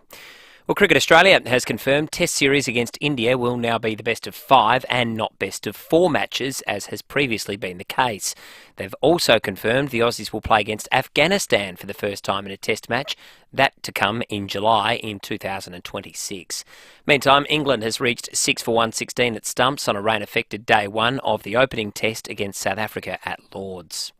Well, current and former athletes are rallying around NRLW player Julia Robinson after she was body-shamed online. The Broncos winger has been targeted by trolls over her muscular physique. Former Olympic swimmer Libby Trickett has told Channel 9's Today she admires Robinson for calling out the comments. She was able to go, you know what, this just shows how hard I'm working and how much dedication I have to my sport, and that's what it should be about. And in some tennis to finish, Emma Raducanu is playing herself back into form ahead of her US Tennis Open title defence. Just a day after thrashing Serena Williams, she's beaten former world number 1 Victoria Azarenka at the Cincinnati Masters. Not a great morning, though, for the Aussie men, with Alex de Minaur and Nick Kyrgios both beaten in straight sets. And that's the 5AA Sport. Now checking 5AA traffic. At McGill, we've got a smash on Woodford Road and Norton Summit Road. At Cleland, heavy fog on the freeway near Mount Barker Road. Speed's reduced currently. At Hindmarsh, we've got another collision. This one's on Port Road at the North-South Motorway, while at Paracombe Gorge Road is closed between Corkscrew Road and Torrens Road for a rock slide. Busy at the moment, Cormac Road at Wingfield with a camera, Martins Road at Salisbury Downs. Want a delicious meal or snack? Head to Guzmani Gomez for their nacho fries, just $9.90. Yes, nacho fries, just $9.90 at GYG for a limited time only. Adelaide's most accurate traffic on 5AA. The 5AA forecast, 16 and showers today, showers tomorrow 15, and the showers will continue Saturday 16 and Sunday 16. Right now it's 13 degrees. More news as it happens on 5AA. For an interest rate that really pays, consider a Credit Union SA term deposit account. T's and C's apply. Breakfast on 5AA. David Penberthy and Will Goodings.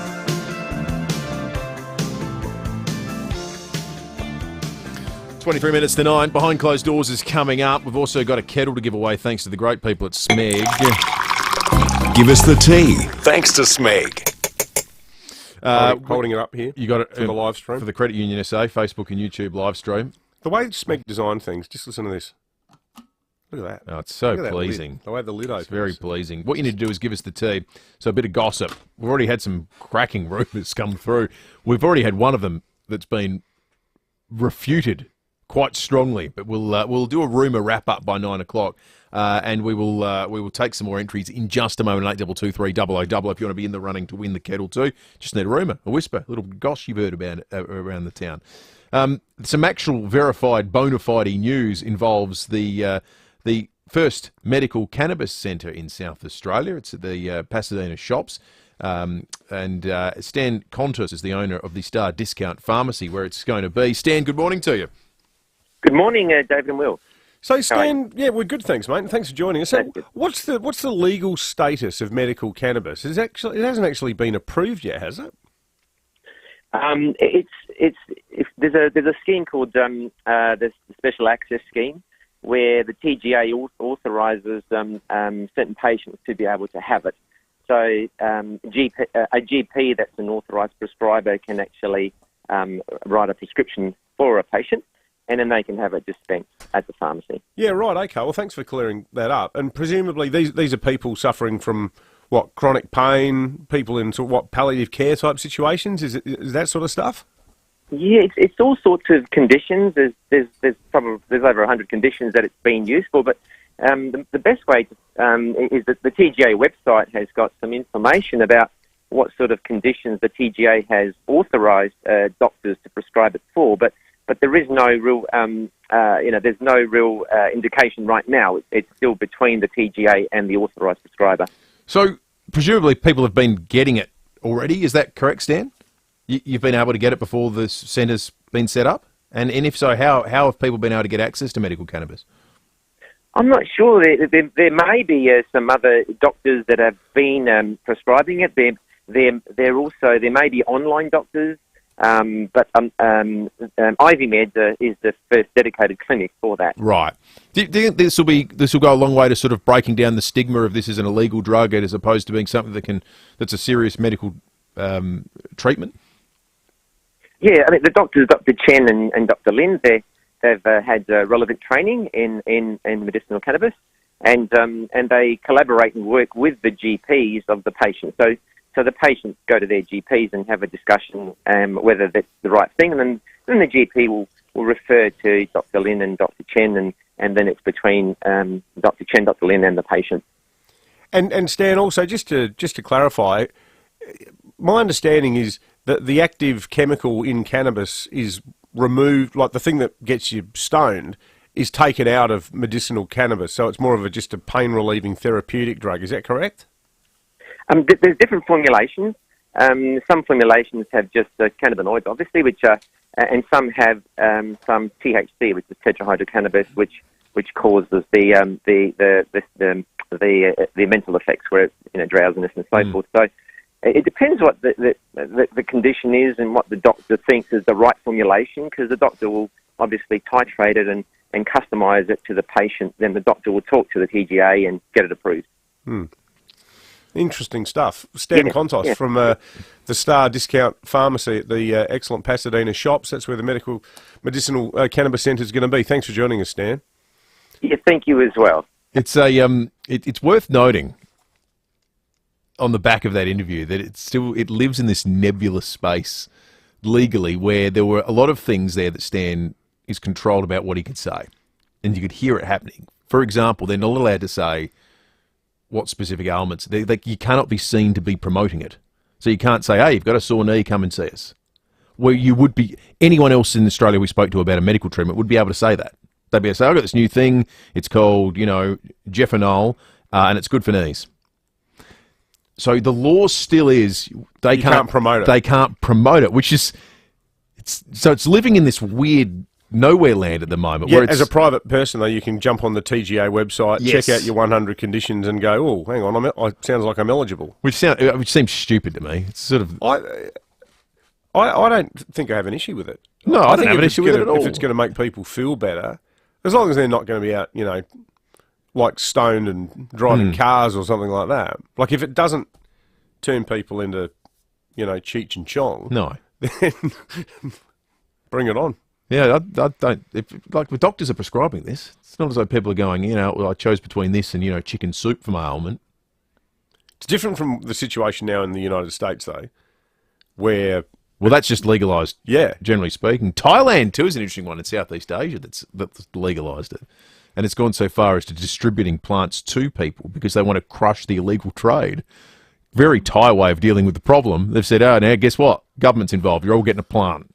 Hey, speaking of problems, I've heard that one political problem that's been on the Malinowskis' government dance card, the issue of car parking for nurses. Apparently there were talks yesterday with the Nurses and Midwifery Federation where the government reassured the union representing nurses that free car parking is an issue that is definitely going to be addressed, and they're going to make it part of the upcoming enterprise agreement discussions. So whether that means that nurses are going to get some sort of car parking allowance as part of the what pay a deal. Mess. And as a result of that, the nurses union has said it's going to pull out of the protest that's been held, I think, Friday, tomorrow. Okay. But I don't think there's been talks with the Health Services Union, the HSU, who've been really vocal and towed Mally up the other day with that front page story in the Tiser about the travel allowance that all the MPs get, which was a good hit by the union. So, what are there two classes of health worker? Or are they going to make the same promise to the HSU? Anyway, interesting. The Marion Shopping Centre car park issue being a non-negotiable in the light of this is just ludicrous. Absolutely. You can't possibly have a boom gate at Westfield, but nurses, well, everyone's got to pay their way. Do we have more rumours? Well, we have an emphatic rumour denial, don't we? Yeah, we'll wrap that up at 9 o'clock. We've got an Anonymous on the line. I think it's Anonymous 5, or is it Anonymous V? Good morning, Anonymous.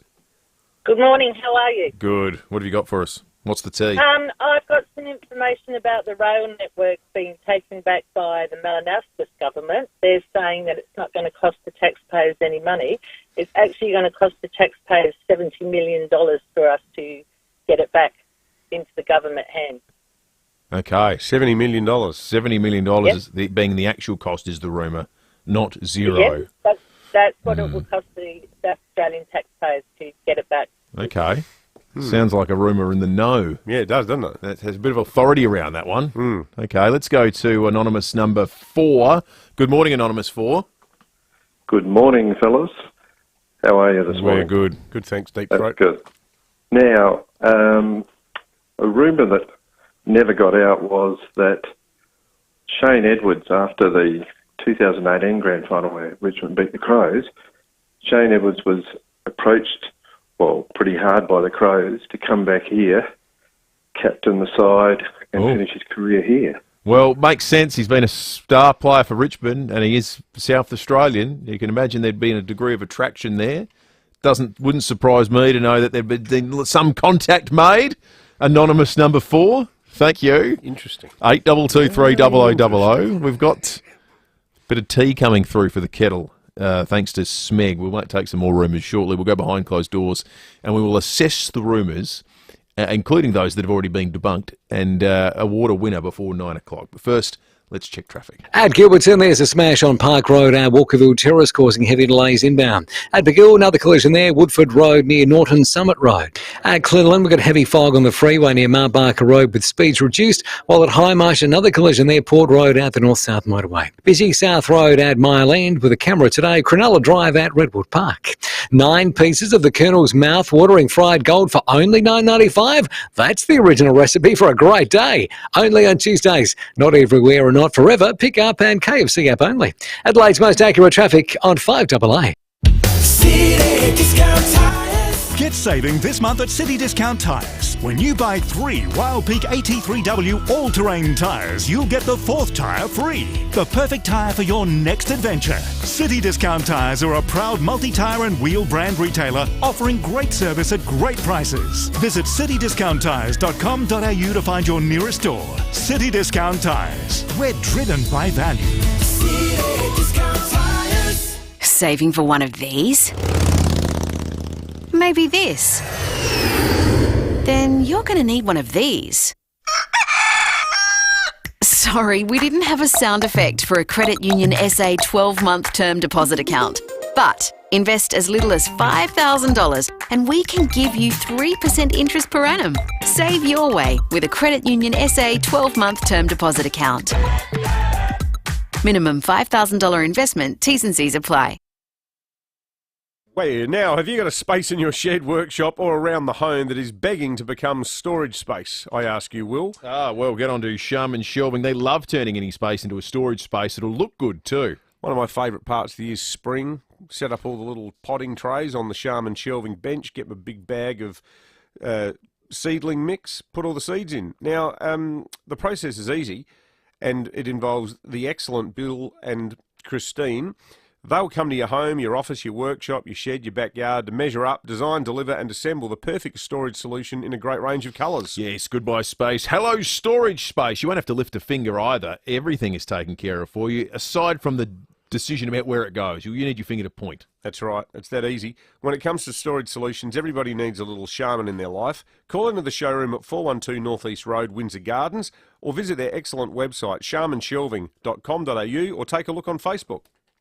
Gliderol has manufactured and installed garage doors in SA since 1974, and their commitment to quality is as strong as ever. So if it's time for a new look for your house or time to upgrade, why not now? Order a new roller door, sectional door or customer designer door with operator by December 30th and you'll receive a free premium operator upgrade and 2 bonus handsets. For a free measure and quote and helpful advice, search Gliderol today. Retail customers only. T's and C's apply. At Coles, get $15 off and 10 times Flybuys points when you spend $200 or more in one transaction online. Just enter the code SAVE15 at the checkout. Coles, value the Australian way. T's and C's apply. Offer ends August 30. 9 News has the experience to break the news. Made in Adelaide for Adelaide. 9 News. Breakfast on 5AA. David Penberthy and Will Goodings. Thanks to the Credit Union SA term deposit account with great interest per annum. T's and C's apply. 11 to 9. Still time for your rumours, gossip, your tea. We've got that kettle to give away. It's going away in the next few moments. So if you've got one for us, time to get calling at 8223 0000. The other thing you might want to call for is 5AA's food, fuel or the footy. Thanks to the excellent people at Foodland. Just pick your prize. 8223 0055. First caller through right now can choose between $200 worth of food, $200 worth of fuel, or a night out at Showdown 52 this Saturday night with a $100 dinner voucher. Give us a call now. With more stores close to home and everyday low prices, great food lives at Foodland, the mighty South Aussies. Another rumour for the Smeg kettle, the tea. Anonymous number 6, good morning. Good morning.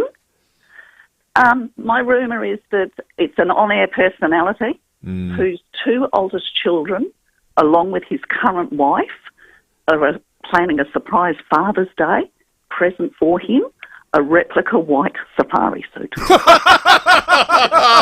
I wonder who you could be talking about. Oh, that's a very good rumour. I hope it's true. Oh, so do we. That is a great rumour. Well, see, sometimes, like, you know, you go public with a rumour and it's baseless, but then people act on it and go, well, apparently it's happening. So that could... It might be spoken into existence, you think? Hopefully key people were listening to that rumour. Well, we know one of them was already taken by the white suit, so there's form. The never fail gear, as I like to call it.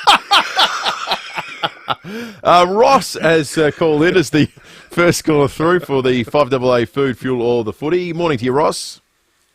Good morning. How are you? We're good, thanks, Ross. How are you going, mate? I'm fantastic now. Really good. All right. So, Ross, what do you want? I'm going to take the footy. I was looking forward to going, and I didn't have a chance, but now, this will be fantastic. Good on you, Ross. You're going to the footy. You got a $100 dinner voucher as well coming your way. Importantly, Ross, who are you cheering on? Well, I'm going to tell everyone, because of the people that know me, and there's a few out there, I'm going to go for the Crows, another upset.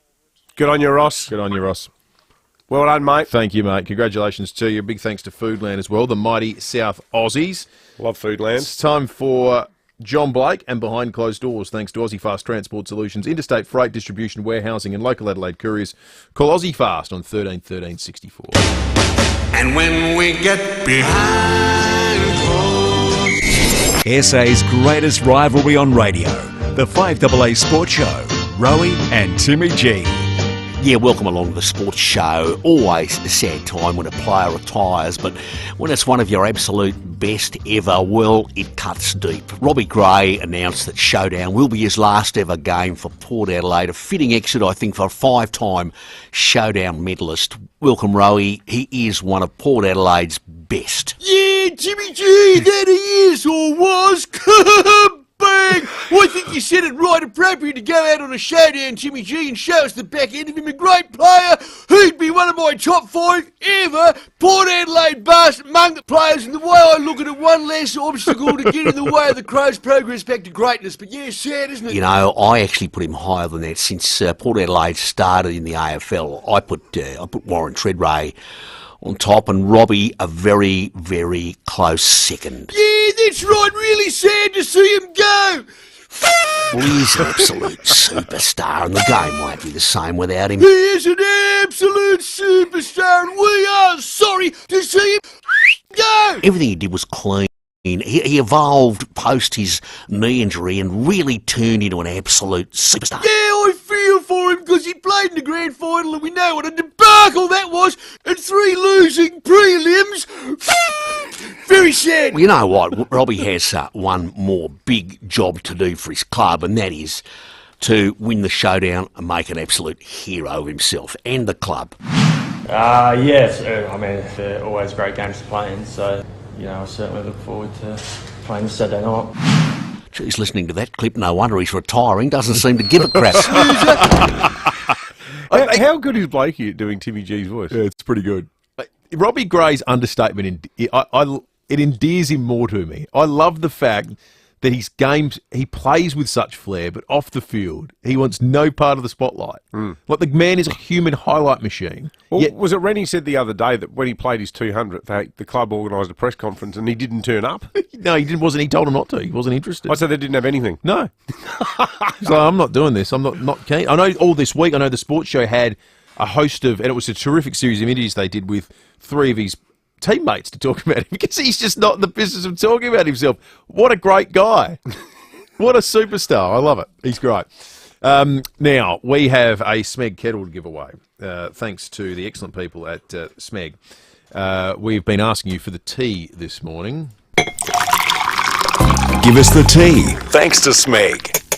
Anonymous 3's just called through with a rumour for us. Anonymous 3, good morning. Good morning. Rumour has it that a large garden centre north of Adelaide is closing down to be taken over by a large retail hardware store. Oh. Thank you.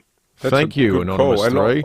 I'm just a bit thrown. I swear I heard cows lowing in the hang background on. there. Let's not reveal the identity of Anonymous 3. But that did sound like a property somewhere, didn't it? It sounded like a cow. Well, that's an interesting... I tell you what, folks, we've had some terrific little tidbits of information come through this last hour for the kettle. We'll award a winner in a moment. Lucy's in the studio to help out. Morning, Luce. Good morning. We just needed to clarify one of the rumours that we kick-started this whole new segment with. Will, I believe you have some audio from about 8:07 this morning. Daisy says she's heard that the entire Adelaide Zoo is going to be moved to Monarto, and that the Crows' new headquarters are going to be at the zoo site. Well, that'd be an announcement and a half, wouldn't it? Now, Daisy she texted that in, actually. We didn't speak to her now. So I'm not sure if she was being legitimate, she'd actually heard that, or she's being funny. Either way, Elaine Benstead from the zoo. We've spoken with Elaine. News to Elaine, apparently. It was a big shock for Elaine. We can confirm the zoo is not moving. Therefore, the Adelaide Crows are not going to the Adelaide Zoo as their new training ground well, what we can and confirm home is site. All we can confirm, Luce, is that Elaine Benstead doesn't think the zoo's moving anywhere. That's a fair point. So, that, folks, is journalism. Oh, yeah. We work quickly here, okay? Can you rule it out? Can you explain? I mean, you say that today. What about 10 years' time? Well, we'll ask Elaine in 10 years' time. Good work, Luce. I think we can say with a degree of confidence that, as grateful as we are for Daisy's rumour, it's a big pile of zoo poo. No, good, and that was excellent work, Luce. Great work, Luce. Firmed it up. Knocked that one on the head. Knocked that. So I don't think Daisy can win. I think generally, well, this is a sort of post facto rule that we've put in place. If your rule gets discredited within the hour, I'm not sure you can win. No. So who do we like? Oh, this is tough. This is tough. I reckon the one that... Well, they're all the numbers, so we just have to probably refer to the rumour because we don't have any names. I reckon the one about the solar feed-in tariff. Let's go with The that guy. feed-in tariff. Okay, the feed-in tariff. One of We the know early... Leon's already digging around on that one. Oh, he's texting at the moment about it. I can tell. Yeah. He's in there. He's in there. That was anonymous number one. Anonymous number one. We're going to have to give everyone excellent code names next time we do this because anonymous 1 through 6 is sort of a bit bland, isn't it? Well, I was calling them Deep Throat, named by the Yes. whistleblower in Yes. the Watergate burglary, not the movie of the same name. The movie about the Watergate burglary is, of course, called All the President's Men. Terrific film. Robert Redford and Dustin Hoffman. As Well, that was Carl a lot of Bernstein and fun. Bob Woodward. We have another appliance-themed call-out for you next Thursday to give away something else from Smeg. So that's going to be a lot of fun as well. 5AA News is coming up. Meet Trey Friday tomorrow morning. Leon Biner next. We'll catch you tomorrow from 6. At Harvey Norman, get 60 months interest-free, no deposit finance from Latitude and receive a bonus gift card up to $1,000. Shop furniture, bedding, computers and technology, TV